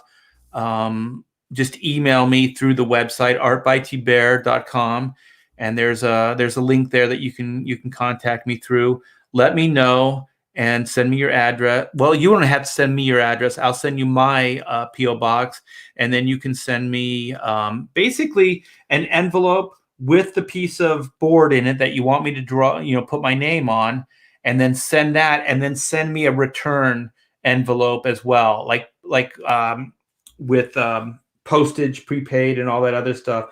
That's how I usually do it because I've done stuff like this before. Somebody wanted me to sign. They had their kids dressed up like X-Men characters. I mean, they were little kids, like babies, and they wanted me to sign the photographs of their kids, these different X-Men that I had worked on. So that's how I do it. They just send me the cards or the photographs or whatever it is, and then I'll sign that. And I can do it live too. When I get it, I'll do it live. So you'll have your own certificate of authenticity. You'll see that it was actually me that signed it up for you. So there it is, man. The most important part of the drawing is right here.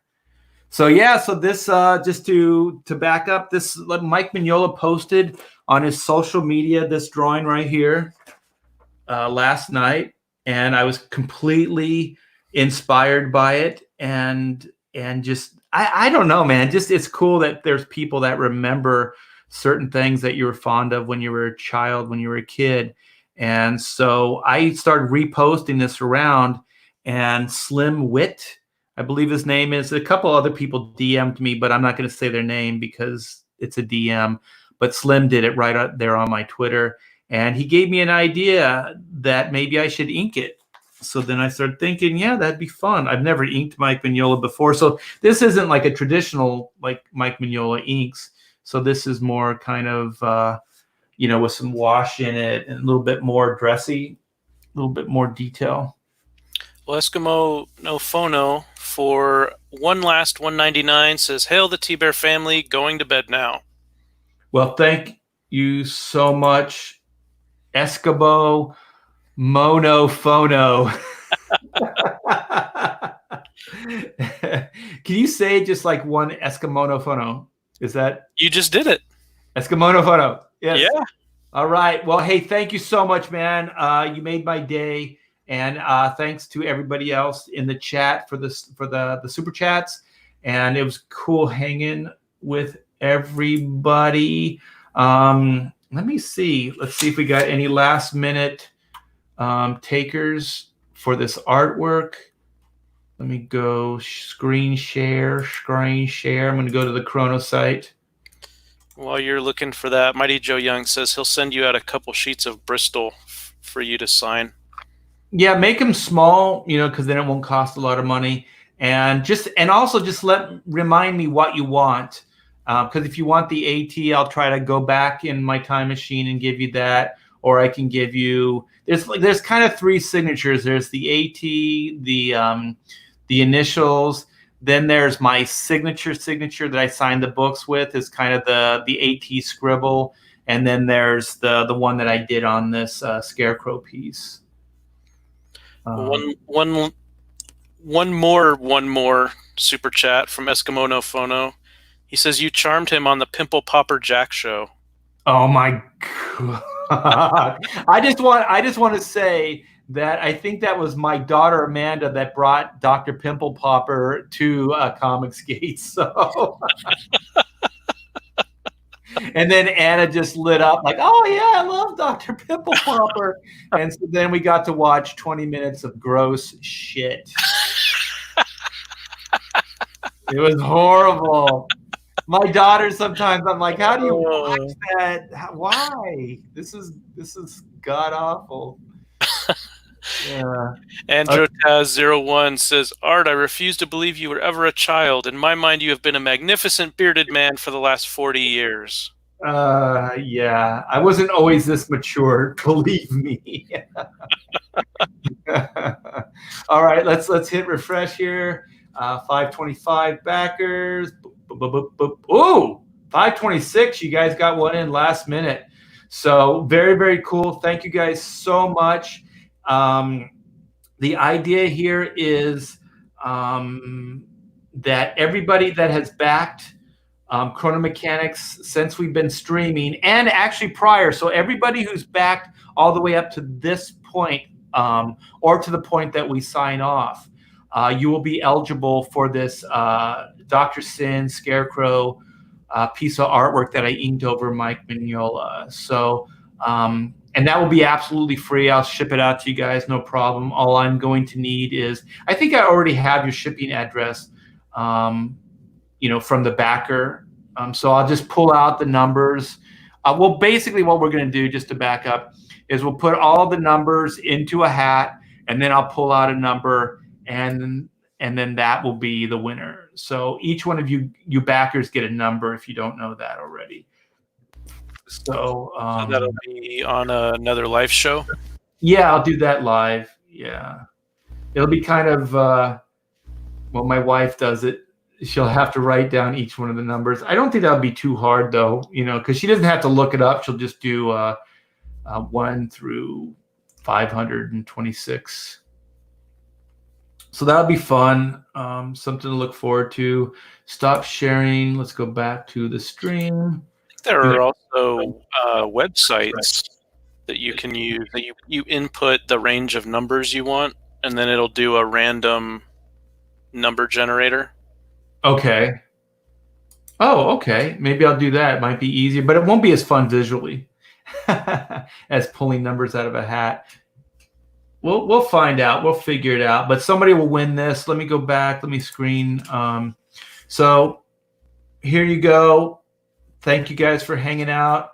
I'll get this into somebody's hand. Mighty Joe, I think, backed you up here, Joe, with Random Joe on phone. Yeah. So we can do that. Very cool. All right, man. Well, thank you guys so much. Thanks for all the super chat. You guys are awesome. Thanks for keeping us company. Thank you, Joe, for your expertise. Oh, you're welcome. I always have fun hanging out with you. All right, brother. You guys. He got one in under the wire. Wait, what? Eskimono Phono. Which one's that? I got Last super chat is me. Mwahahaha. Oh my gosh! Thank you so much. You know what? My StreamYard is working slow. You got that before I did. Are you watching through StreamYard, Joe, or through YouTube? Through YouTube. Oh, okay. That's weird. It actually showed up on YouTube before I saw it. Well, thank you so much, Eskimono Phono. Very cool, man. Thanks again. And lottery, a ping pong machine. Oh man, that would be cool to have one of those ping pong ball machines. That'd be awesome. 500. I wonder how many balls they can get into one of those things. That would be cool. That'd be really noisy though. Those things make a lot of noise. That would not be good. Good live streaming. All right, man. Well, I'm going to sign off again. Wait, I gotta do this one more time. You guys have one more chance to win this in a lottery. Let's go. Let's screen share. Let's see if we have one more backer on Chrono Mechanics. Can you guys see that? All right. All right. So that's 526. So we started at 517. So what is that? 6, 7, 8. That's 9 backers. That's killer. Let's see if we can get an even 10 backers. No, I was pushing my luck. I knew I was, but I do appreciate it nonetheless. So thanks, guys, and take care. And we'll. Oh, tomorrow night, right? Friday is Pontificators. Yeah, Pontificators tomorrow night, 6 p.m. Pacific, 9 p.m. Eastern. All right. Well, I will see you tomorrow, Joe, and I'll see all you guys tomorrow as well for Pontificators. Take care, man.